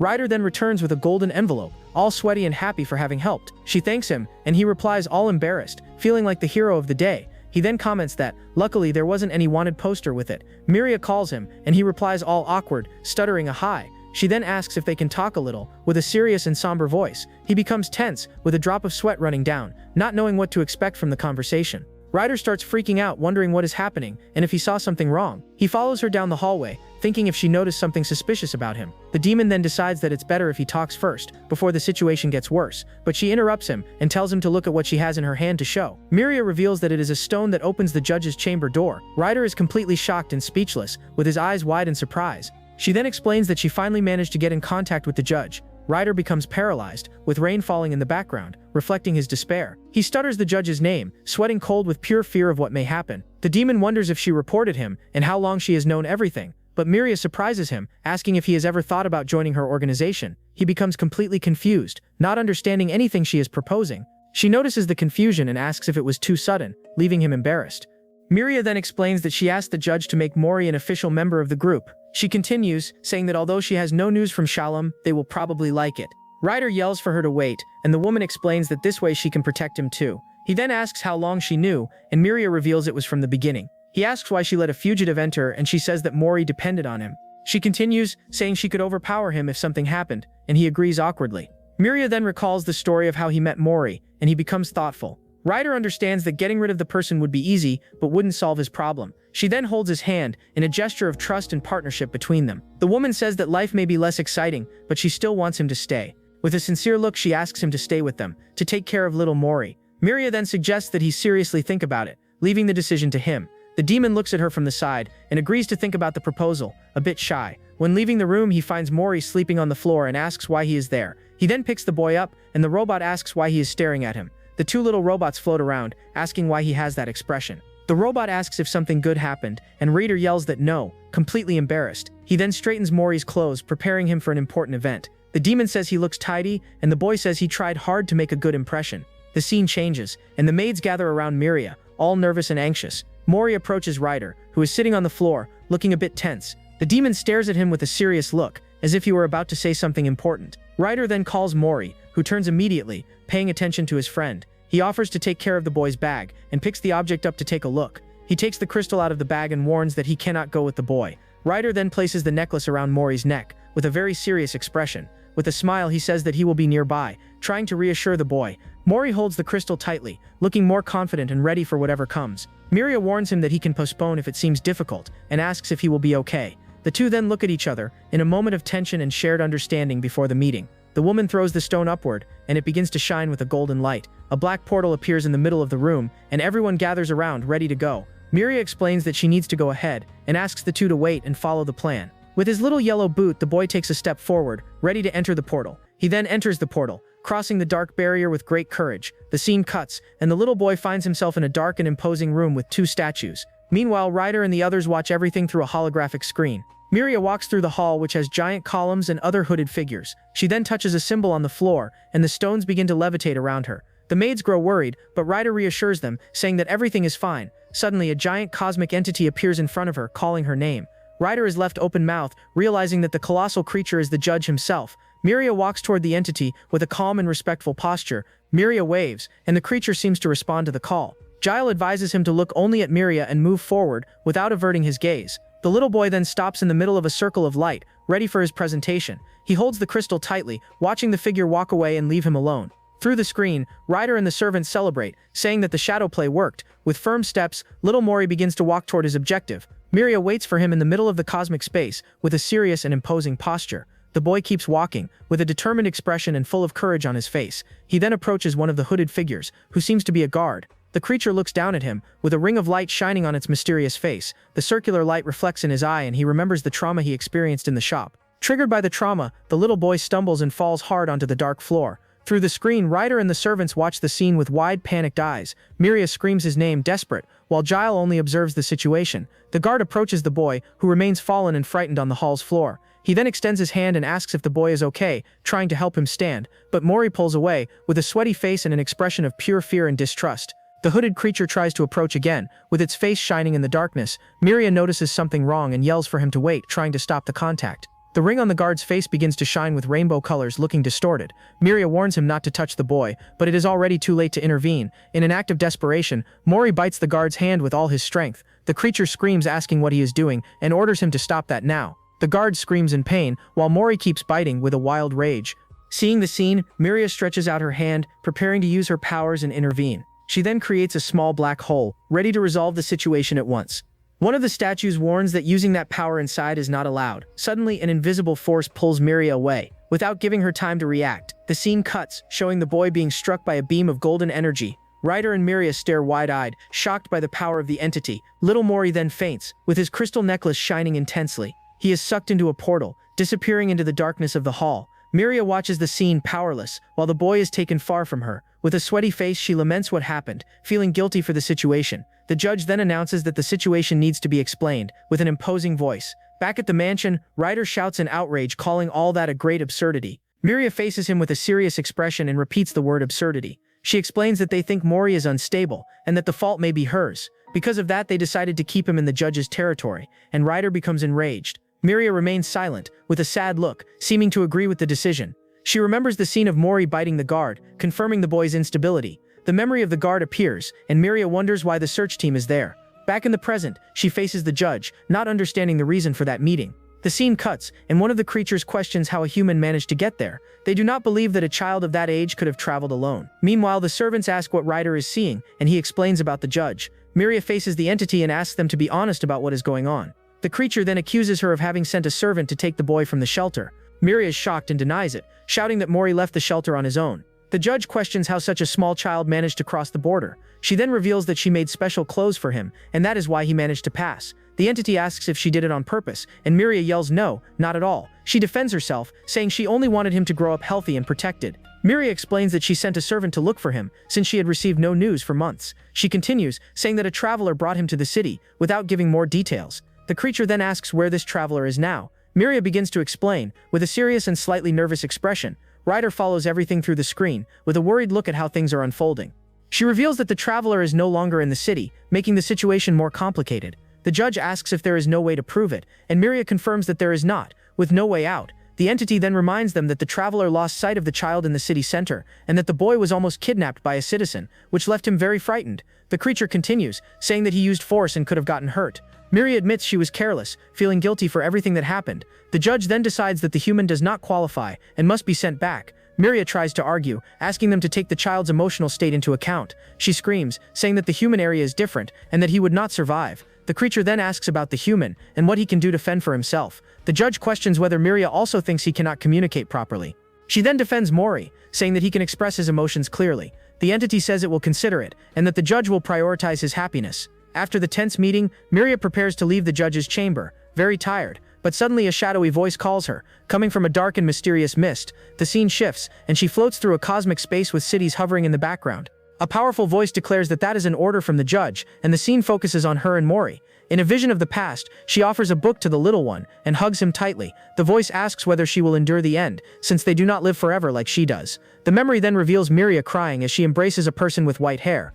In the mansion, one of the assistants asks how things are going, with a worried expression. They are concerned because Miria is feeling down, and has barely eaten for over a week. Ryder suggests speaking at the next trial, but Jill warns him that it will only make things worse. The assistant then questions if he doesn't understand why Miria lied in front of the judge. He reminds him that in the desert everyone knows Ryder is a dangerous outlaw. With Miria under suspicion, no one would believe an outlaw with an illegal creation. Jill warns that if they act without a plan, the situation will become even worse for them. He finishes by saying that they would simply confiscate Aya, which fills Ryder with rage. Outraged, Ryder stands up and shouts, questioning who he thinks he is to talk like that. He yells furiously that he was the one who created Aya, and that she belongs to him and no one else. The little robot asks Ryder to calm down, explaining that it's just a possibility. Even so, Ryder explodes in anger and curses, while Aya floats in silence. He then calms down and becomes thoughtful, remembering little Mori with the crystal. Then he walks through the corridor and a notification alerts that a delivery has arrived. Upon entering another room, he picks up a tablet and is shocked by what he sees. The screen shows a glowing symbol, and he realizes that the message is for Miria. Without thinking twice, he bursts into her room and shouts Miria's name. He shows her the document and warns that it's the response to the request she sent.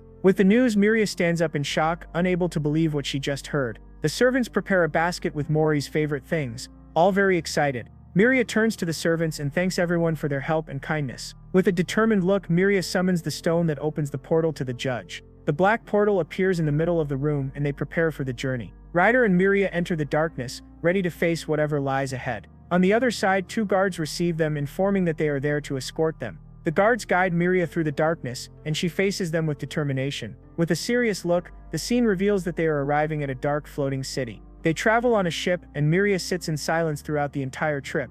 To calm herself, she looks at a drawing Mori made of them, looking like a family. She remembers Mori drawing and says to herself that she needs to stay strong. Upon arriving, an employee receives her, and Miria walks with a very serious expression. She then crosses a white and sterile corridor, going to the boy's cell. Inside, she finds Mori lying on the floor, with several wires connected to his body. Shocked, she asks what's going on, and the employee says they feed him by force. Miria is horrified and asks since when, and the man checks the information. He explains that it's been since he arrived and that his magic cloak was confiscated. The employee continues, saying that he's violent and has already bitten the entire team. He then asks her to sign a paper and warns that she'll only be able to talk from afar. A bit lost, she hands over the basket, explaining that it has Mori's favorite foods. With a sad face, she gives more instructions about the juice and a toy and cries in silence. Miria watches the screen, which shows Mori's weak and pale little hand. She then turns to leave, asking for a moment and leaving the guard confused. There in the cell, little Mori slowly wakes up, still very sleepy on the cold floor. He starts crawling across the floor, calling for someone he calls Mia. The little boy drags himself across the room and sees his own reflection on the mirrored wall. Thinking it's another person, he approaches and tries to touch the reflection, calling again. But when he realizes he's alone, his eyes fill with tears of pure sadness. With a broken heart, he reaches out his hands and cries out in loneliness, completely helpless. Suddenly, the cell alarms go off and the guard yells desperately for him to calm down. With the command, a sedative is injected into the boy, who immediately gets heavy-eyed. He then faints and collapses to the ground, being forced to sleep again. The scene shifts to the mansion, where the servants wonder if they should take food to Miria. But Ryder stops them, warning that if they bother her now, the mansion might explode. Ignoring the warnings, he walks determinedly toward her room, leaving the others behind. He then enters the dark room and finds Miria, calling her name seriously. Facing the fireplace, he looks at her and says they need to talk right now. Miria apologizes and says she wants to be alone, leaving Ryder speechless. He then stares at the judge's symbol on the table, seeming to have an idea. With a determined look, he realizes that she's thinking of renouncing. He questions if she's thinking of giving up on little Mori now. Indignant, he shouts if she's joking, because she had just visited the boy.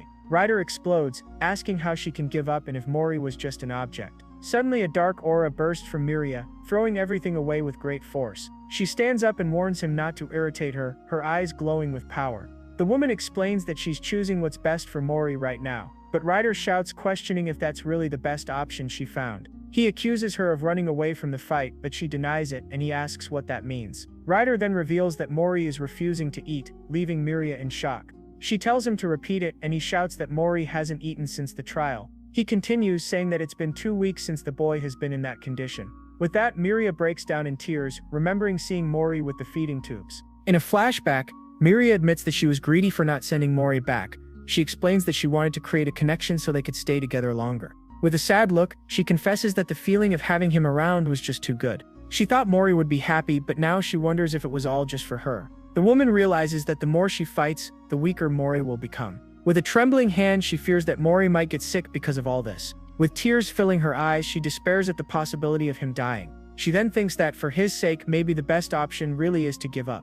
But suddenly Ryder grabs her by the shoulders with an expression of pure fury. He shouts, calling her an idiot and telling her to stop saying weak things. Ryder reminds her that she seems to have forgotten a very important detail. He yells that Mori is too small to handle all of this alone. Confused, Miria asks what he means by that, not understanding the logic. He continues, explaining that any mistake could be fatal for such a fragile child. With anger and frustration, he shouts that he's talking about Mori himself. He continues, saying that even for him it was hard to cross all that distance. With that tiny body, Mori crossed everything just to find Miria. With eyes shining with emotion, she remembers the boy wanting to stay with her. Ryder states that he's never seen Mori wanting to go back, not even for a second. He then asks if she's going to make all his effort go to waste now. The woman reveals that she received a call and sits down, looking defeated. They said they're going to find human parents for him, and she doesn't know what to do. But Ryder shouts that he doesn't care because they can be the parents he needs. He kneels and holds her arms, insisting that they can do this. With his attitude, Miria is shocked and speechless, just staring at him. Back at the mansion, Ryder says that to win the trial they need to be the best. One of the servants asks him what exactly they need to stand out to succeed. Jill then explains that according to the data, humans have gender and reproduce. Apparently, the best situation is when two adults get married and raise a child, and these two people are called a couple or simply the child's parents. Ryder processes the information and has a very thoughtful expression on his face. With that, he declares that now the two of them are officially a couple. Miria feels embarrassed and repeats the word couple, as if she can't believe it. Meanwhile, Jill gets irritated and a servant wonders if he's angry about the idea. The robot asks which one of them he wants to be, father or mother, leaving Ryder thoughtful. Aya warns that most children prefer the mother, and Miria decides she'll be the mother. Ryder asks if they can't be two mothers, and the robot says it should be fine. One of the servants suggests that they could emphasize being strong since humans like to fight, but another says that humans also measure strength by wealth, which makes Ryder confident. The little robot then asks if Ryder isn't broke, leaving him embarrassed. Irritated, he starts arguing with the robot, and Miria asks if there's anything they can prove. They then decide to prove that they care more about Mori than anyone else. A servant says he's hugged Mori about 600 times, showing all his affection. Another says that Mori has stepped on him about 400 times, shocking the others. But one of the servants becomes sad, thinking he only scolded little Mori. Regretful, the servant shouts that he should have let Mori draw on the walls. The cook brags, saying that she did her best and that he never left leftovers. But Miria interrupts her, warning that the food was sent back because he didn't eat. They then wonder if they have all the shelter's data, but the communication was bad. One of the servants reads an old book, trying to find some useful information about humans. The conclusion is unanimous: they simply don't have enough information to help. With time running out, one of the servants worries about what might happen. Miria then stands up and says she needs to find Shalom no matter what. The others panic because he's not answering and she wants to go uninvited. Jill scolds her, shouting that the idea is too dangerous and that she can't go. But Miria explains that Shalom is the one who understands humans the most among all of them. Besides, Mori was found near his domain, which could be a clue. One of the servants stammers, saying that the place where Shalom might be now is. With a serious look, Miria finishes, saying it's the so-called playground. She explains that it's a space created by Shalom, the most peculiar of the seven. The narration explains that Shalom used all his power to create this space. Jill warns that it's not that simple because entering without permission can lead to madness. Besides being dangerous, they don't even know exactly where Shalom is inside the playground. But Miria doesn't care about the risks and says she still needs to go there. Ryder then gets excited and tells them to get ready to go as soon as possible. She asks if he's going too, and he confirms, saying they can't wait any longer. With a thumbs up, he declares himself one of the mothers, leaving everyone speechless for a moment. Miria then teases him, saying that he was never in his right mind anyway. Jill asks for permission to go along, promising to ensure his lady's comfort. But a servant questions whether the two will be useful, and Miria says that with her power, yes. Jill asks Ryder to lead the way, and the demon immediately agrees to the mission. The servants then prepare everything, handing a mysterious box to Jill. The servant laments, saying he never thought he would see a fragment of a star being used. The woman reveals that the crystal will take them where they want to go, and she breaks it. With the shards falling, she warns that they don't know where it will open, and asks them to stay close. A portal opens in the mansion, and Ryder watches from afar before entering. They are thrown into a dark space and fall toward an unknown planet. Ryder screams in fright as they plummet from the sky at high speed. The group then lands with a thud on the sand of a dark and desolate beach. Once on solid ground, Miria and Ryder exchange a look, ready to begin the search. The landscape is immense, with black cliffs and a gray, turbulent sea. The journey begins, and they walk along the beach and through green, rocky fields. The scene shows the trio advancing through a grassy field, with Aya leading the way. They arrive in a dark forest, with ancient ruins and a very sinister atmosphere. The group continues traveling through varied landscapes, from mountains to underground rivers. The journey takes them through foggy forests with strange, colorful mushrooms. Ryder feels confused by the environment, not understanding what's happening around him. Then he gets startled by a giant skeletal creature hanging from a tree. Miria is startled too, and the two continue exploring the forest cautiously. The scenery changes, showing the two watching giant jellyfish floating in the sky. At night, the trio rests, and Jill exchanges a few words with Ryder and Miria. The scene shifts, and Jill sits alone in a cave looking very thoughtful. He watches a bright blue butterfly land on his hand, mesmerized by its beauty. Miria comments that Mori would also love to see such a beautiful sight. Ryder agrees with her, and the campfire crackles in the silence of the dark night. But the robot jokes, saying that Mori would surely try to eat the butterfly. With the memory, they laugh, thinking of the boy running away so he wouldn't be caught. They comment on how their baggage has increased, since the boy needs a lot of things. Jill then confesses that at first, he didn't understand Miria at all. After all, humans aren't anything special to them, right? But by watching her with Mori, he ended up spending more time thinking about him too. He remembers the boy and realizes that he doesn't need to understand, only accept. He recalls Mori crying and how he held him to stop him from eating dirt. The child was different, hard to communicate with, and a little unhygienic. But when he felt the boy's warmth, he finally understood the affection Miria felt. Jill remembers Mori's frightened look and says he never wants to see him like that again. He turns to the others with a determined expression and reaffirms his promise. The next day, they continue the journey and begin to climb a rocky mountain. Ryder climbs easily, showing that he's used to that kind of terrain. Miria then extends her hand so he can help her up. He takes her hand and the two find the skeleton of a giant creature. Ryder and Aya move forward, leading the way through the narrow mountain passage. They arrive at a cave entrance with a strange symbol looking like a passageway. The group enters the dark cave, walking cautiously through the unknown place. Upon reaching a chamber, they find an ancient table in the middle of nowhere. Suddenly they hear a noise and realize they're not alone there. The trio becomes alert, preparing for whatever might be hiding. Then two cute creatures appear from behind a rock, looking frightened. Ryder wonders if that's Shalom, but Miria denies it, saying it's not. He reaches out to the creature, which gets scared and uses a green energy power. The power hits Ryder directly, causing discomfort and leaving Miria shocked. Relieved, he realizes the power only pushed him without actually hurting him. Suddenly, a hooded figure appears in front of Jill and attacks him with speed. Jill tries to defend himself, but the enemy is too fast and traps his foot. That leaves Jill off guard, and the enemy leaps over him. He tries to turn back and then shouts Miria's name in desperation. But Miria uses her power and creates a portal, sucking the creature inside it. She then enters the portal and the two are transported to an unknown place. In the new dimension, Miria holds a sphere of energy, and the two face each other. She then smiles and calls the creature's name, who reveals himself as an old friend. The creature, called Nepal, says that she scared him because he thought it was a beast. Miria apologizes for arriving unannounced, and Nepal says that Shalom would love it. At the mention of the name, Miria becomes serious and asks if Shalom isn't there. Nepal becomes confused by the question and doesn't understand what she means by that. With a panicked look, he puts his hands together and apologizes 1,000 times, very desperate. Nepal apologizes, saying he never imagined something like that could happen. Miria calms him down, telling him not to worry, because it wasn't his fault. He explains that from Mori's point of view, kidnappers appeared in front of him. He continues, saying that the search team looks tough, but that they are strong. With a sad look, Miria realizes that Shalom has entered a process of division. Ryder shouts, shocked, and Miria looks at him with a serious and worried expression. Jill explains that this clarifies why Shalom's servants were in the judge's chamber. Nepal reveals that the judge is protecting Shalom as his domain is the safest one. The closest aides went in with him and the others are standing guard. He says he stayed behind to take care of the playground while the boss is away. Nepal admits that Shalom is a bit careless and that he entered division all of a sudden. The scene shows Shalom warning that he's going to divide, leaving everyone in panic. Nepal reveals that they were in total chaos for half a year because of it. Ryder stays silent and realizes that in the end, they can't find Shalom. The scene cuts, showing Miria clenching her hand tightly, full of frustration. Nepal laughs and says the mood got heavy, suggesting they go for a walk. Miria tries to refuse, but Nepal insists for her not to be like that and to accept the invitation.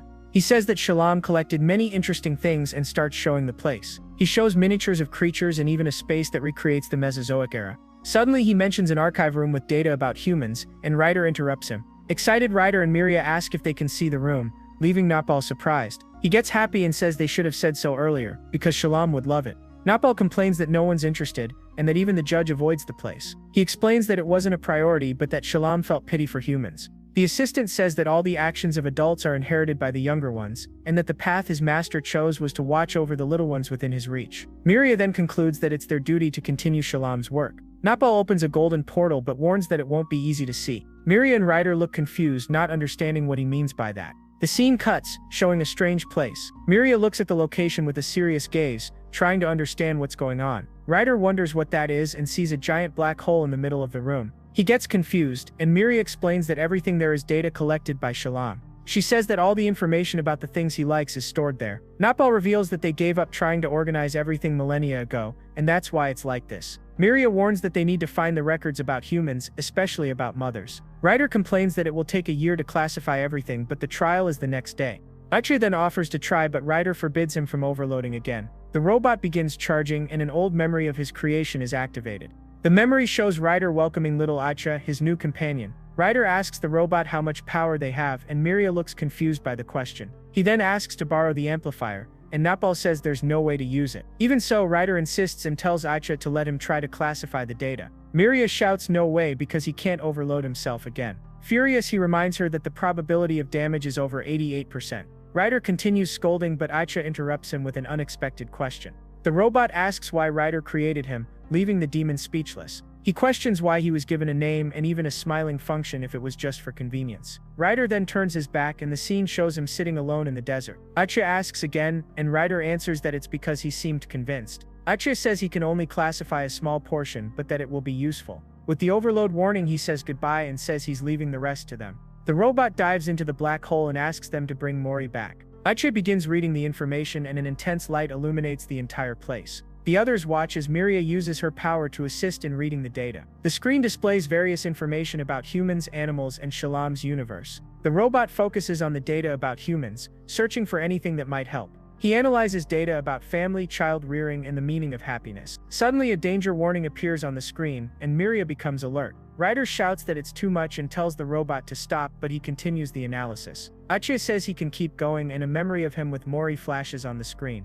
He remembers when he met Ryder and declares that he belongs to Mori. The robot then finishes the report and the energy starts becoming unstable. A burst of light happens and Ryder shouts Aicha's name in despair. The robot flies toward him, and Napal yells that it's dangerous to get close. But Ryder catches him, absorbing all the energy coming from the little robot. With the energy overload, the demon writhes in pain but holds on firmly. He keeps absorbing the power and his body glows with an intense blue light. With his hand extended, he manages to control all the energy around him. The scene shows Ryder staring at his hand, now filled with immense power. Miria uses her power to help Ryder control the energy he absorbed. With his body glowing, he pushes himself to the limit not to lose control. He then fires the energy at the ground, creating a crater and releasing the excess. Exhausted, he shouts Aicha's name and holds him carefully, deeply concerned. Ryder looks at the damaged little robot, who seems to have shut down after the effort. He kneels holding Aicha with both hands, looking deeply shaken. He shouts to Miria, asking if she got the data, and she confirms. Back at the mansion, they connect Aicha to a computer to try to fix him. The two work together, using the mansion's technology to restore the little robot. Energy flows through the cables and the silhouette of Ryder's motorcycle appears in the hologram. With the work done, Ryder watches the screen with a determined and hopeful look. Thus, some time passes. On the library floor, several books and candles create a study-like atmosphere. Miria finds Ryder and asks how Aicha is, worried about the little robot. He explains that if Aicha turns on, he might not have any old memories left. Miria feels sad, but Ryder comforts her, saying he believes in that boy. He sits on the floor and the two remain silent, waiting for dawn. They then start analyzing the data and realize that the amount is enormous. Ryder wonders what exactly a mother is, and Miria says it's a symbol. He questions whether the mother they proposed can really fulfill all the functions. Miria says that in the past, the mother was seen as a star by humans. She doesn't know if she'll be accepted, even if she imitates all the mothers in the records. Hoping to find Mori's mother in the records, she laments the failure. Miria says it's possible, but if the judge hasn't searched, there must be a reason. Maybe she isn't alive anymore, or perhaps she couldn't accept Mori after all. Suddenly, Miria shows a stuffed animal and says it's supposed to be a puppy. Ryder laughs and says it doesn't look like one, but she asks him to look closely. She saw that puppies are the gifts children like the most to receive. But since she didn't have much information, she could only make that with what she had. With a sad look, Miria says that everything around her is just a forgery. But Ryder comforts her, reminding her that even so, Mori really liked the gift. The memory of Mori hugging the stuffed toy leaves Miria speechless. She asks if he really liked it, and Ryder confirms with a smile on his face. By candlelight, Miria looks at him and with a sincere voice makes a confession. She admits that, to be honest, she felt jealous of him, leaving Ryder shocked. She explains that they overcame dangers together, and that she wanted that kind of bond. With a flashback, she admits she tried to send him away under the excuse of Mori. But she knew the boy wouldn't want Ryder to leave like that. She thought of bribing him, but his happy reaction made her change her mind immediately. With a smile, she remembers his joy upon receiving the reward. She then admits that she was pathetic, but Ryder interrupts her before she continues. With an emotional expression, he says that he was the one who did everything wrong, not her. Ryder turns and says that this is a good start, unlike someone else. He then laughs loudly and says he understands what she felt at that moment. With a sincere look, he confesses that the two of them are a bit alike after all. He admits that he was also petty enough to feel jealous of her. Ryder reveals that when he saw Mori's pattern, he thought of taking him to her. The scene shows the woman using her powers and Ryder watching everything through a crack. That night, A wakes up and calls for Ryder, his screen glowing in the dark. With the data in hand, he reveals that the chance of winning the trial is 36.1%. Aria reminds Ryder how to get the motorcycle with an urgent tone in his voice. The robot says they need to go now, and Ryder gets ready to leave. With the mission in mind, he runs through the moonlit corridor in a hurry. The scene changes, and they travel in a ship toward the judge's floating city. They arrive at Mori's cell, which is empty but lit by a yellow light. The disinfection is completed, and Mori appears lying down, holding a glowing object. The yellow light illuminates the boy's face as he wakes up, startled and sweating. The object rolls on the floor and little Mori follows it with his eyes. He keeps following the light until he reaches the bars of his cell. On the other side, Ryder appears and shouts Mori's name with a smile on his face. The boy opens a huge smile and screams with joy when he sees his friend. Ryder asks if he missed him and Mori runs to hug him tightly. The demon caresses his face and Mori hugs him, crying in relief. With a gentle look, Ryder asks the boy not to cry, wiping away his tears. He then promises that he will save him and says that from now on he will be his mother. Excited, he says he'll be his father too if necessary. He continues, promising to be his grandfather, grandmother, brother, and even uncle. With a determined smile, he says he'll be everything Mori needs him to be. Ryder then recalls the adventures and says they'll set off again soon. He explains that as soon as A wakes up, they can start the journey. The scene shows the motorcycle with the whales and he says they can run far away. With an emotional look, he says it will be like before, just the three of them together. He then stares at the horizon with a serious and slightly sad expression, but he changes his mind and says that no, he's not going to do that to the boy. With a smile, he says that he can't make Mori live the way he lives. He explains that others are trying to take him away, and that the chances are small. But he reveals that the one who imprisoned him is curious about what Mori thinks. Ryder then remembers Awakson saying that they need to go to the boy. He concludes that if he's right, the answer lies with Mori himself. With the boy watching him, he asks if there's a way for him to express his feelings. Mori sees the glowing object and becomes hypnotized with a look of surprise. With his mouth open, he shouts something that Ryder can't understand. Ryder becomes confused and Mori reaches his hands toward him, looking excited. The boy murmurs something else and Ryder still can't understand anything. Suddenly, the demon realizes something and a memory comes to his mind. He remembers the crayons that Mori received and understands what's happening. With the idea, Mori starts drawing on the ground using the crayons. He draws his friends and the creatures he met on his journey. He also remembers his friend from the orphanage and how she helped him at the beginning. He draws the servants from the mansion, who always cared for him with great affection. The boy also draws Aya, the little robot who always accompanied him. With tears in his eyes, he draws Miria and reaches his hands toward her. He then draws Ryder, remembering all the moments they shared together. With wide eyes, he holds a drawing of Miria and calls out to her. Miria teaches him how to draw a carrot, showing him step by step. He then learns to write the word with the help of his new friend. Aya praises him, saying that he did very well and encourages him to keep going. Miria asks if they should try once more, and Mori picks up a letter. He stares at the letter and the scene shifts to him approaching the bars. Miria shows a drawing of a mother hugging a baby and a tear rolls down her cheek. Miria holds the word mother, and the scene shows a crayon on the floor. The boy throws all his drawings on the ground in an explosion of creativity. The camera focuses on the security drones approaching the floating city. One of them descends on a rope, approaching the control room window. One of the guards notices the movement and asks what's happening outside. He thinks they're cleaning the exterior, but the other says he didn't receive any report. The guard insists it's a rope, but his colleague calls him crazy for thinking that. Suddenly, an alarm goes off and a guard screams desperately, asking what he's doing. The camera focuses on Ryder, who's outside as the intruder alarm blares. Back at the mansion, a servant asks about Ryder and Miria stays silent. She sits beside Jill with a serious and determined expression on her face. With confidence, she says that she believes in Ryder and that they'll return soon. The scene changes and Miria prepares to go to the judge's chamber, ready to fight. She introduces herself as Miria of Pachi with an imposing and courageous posture. The cosmic entity appears and the trial finally begins, with everyone in silence. One of the judges announces that the restricted area is already being considered positively. They then ask if she still refuses to give up custody of the boy.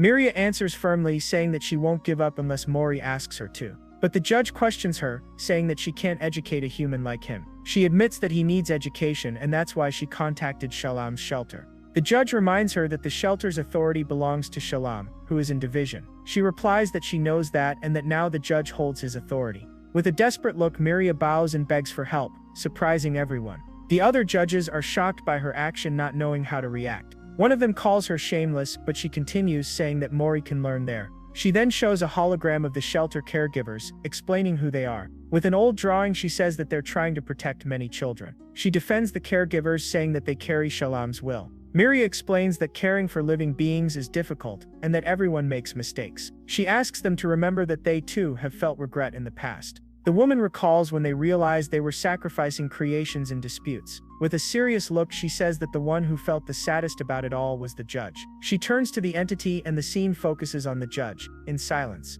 One of the judges asks how she will prove that she can handle all the roles. She then uses her powers and several data projections appear in the room full of information. Miria explains that this is a declaration sent by the members of her team. She continues, saying that all of them volunteered to help take care of Mori. The screen shows the data and human society appears to have fallen into collapse. They volunteer for several roles such as mother, father, and even grandmother for the boy. The servants volunteer to give hugs and Gil offers to be both father and mother. Miria proposes that everyone share the task and the servants celebrate the idea. With a serious look, she turns to the judge and the scene focuses on her entire team. But one of the judges asks if she's suggesting playing house with the child.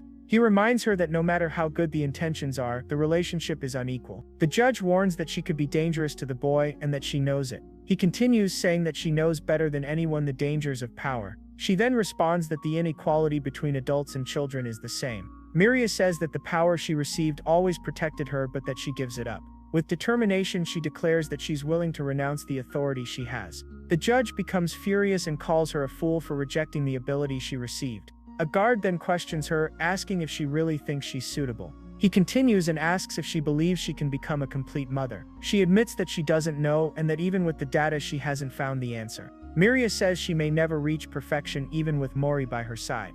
But she concludes by saying that she understands the definition of mother that everyone imagines. She says that the definition of mother for Mori is something only he can determine. With a hopeful look, she wishes that they can accompany him on this journey. With her hands together, she pleads to the judge, asking for a chance to prove her worth. But one judge interrupts her, saying that she's appealing to emotion and has no evidence. Miria is left speechless, and suddenly, a voice asks who dares to open the door. The door bursts open and Miria recognizes the sound with surprise. With a loud crash, Ryder's motorcycle bursts into the chamber, breaking everything in its path. The judges are shocked by the invasion, and Miria shouts Ryder's name. He then lands in the middle of the room and the dust settles, revealing his silhouette. Miria shouts his name again, and an intense light envelops him completely. He is pulled into a cosmic portal and floats in space, pain on his face. He is then thrown far away, and the camera focuses on his silhouette in space. He continues floating, and an intense light surrounds him, resembling a black hole. The light consumes him completely, and the scene ends with a bright, mysterious glow. The final image shows a close-up of the black hole with rays of energy bursting out. Ryder floats in the portal, and the judge identifies him as one of the wanted ones. The guards say he must be out of his mind for invading the chamber. With a smile, he says that one cannot raise a child with a sane mind. He then turns to the judge, and the entity stares at him with an imposing presence. Ryder says that the judge was curious and hands over a letter written by Mori. A guard takes the letter and confirms that it was written by the human boy. The judge reads the letter in silence, and the scene focuses on the cosmic entity. He then says he knows, and the camera returns to him, still absorbing the power. Ryder admits that he's truly terrible, but that Mori likes him. With his hand on his chest, he promises that he will do anything for the boy. He faces the judge, and the entity observes him in silence, seeming to ponder. The judge then turns to Miria, and the camera focuses on the guards of the chamber. The entity then announces that it will deliver the judgment, and a bright light shines. The light divides, and the scene focuses on the judges, ready to give the verdict. The scene cuts, and Mori runs desperately through the cell as if fleeing from something. He runs around the cell and hits his head, everything falling to the floor. He then falls into a cosmic space and floats alone in the vastness of the universe. The boy keeps floating, and an intense light calls him young star. He looks at the light, and the voice says that upon reaching the end, he will live as he wishes. The entity materializes Mori's red cloak. The camera focuses on his face, and he stares at the horizon with a hopeful look. Suddenly, the judge's voice says that Miria was right, and that he is adorable. The entity declares that there is no love more complete than that, and sends him home. The scene cuts, and Mori wakes up lying on the grass under a calm blue sky. He stands up and walks across the hill, confused about what just happened. The boy looks around, and his eyes widen at what he sees in the distance. He stares at the horizon, and his eyes shine brightly in surprise. A group of people appears, and he recognizes his friends, all waving at him. They shout Mori's name, and the boy smiles widely, full of happiness. The scene focuses on a close-up of his face as he shouts with joy upon reuniting with his family. The scene shows several of Mori's drawings depicting his adventures and friends. A guard hands the drawings to the judge, who examines them carefully. He asks how they should record this evidence, and the entity appears thoughtful. The drawings show Mori with his new family, all happy and together. The judge then agrees, and the scene focuses on the drawings full of color and life. He says that the title "The Path to Find Mom" would be good. With a smile, Mori calls for his mother, and everyone is moved by the scene as he says his first words. Miria and Ryder exchange a look, and the family finally reunites in the field. The scene changes, and the camera focuses on the mansion window, with the sun shining. The little robot Aya is on a table, being repaired by the mansion's servants. He then turns on, and the story ends with the phrase, "and they lived happily ever after." Thus we conclude this magnificent story. If you liked this story, comment "looking for mom." Also comment on any work you want to see here on the channel. For now, that's it. See you later, everyone.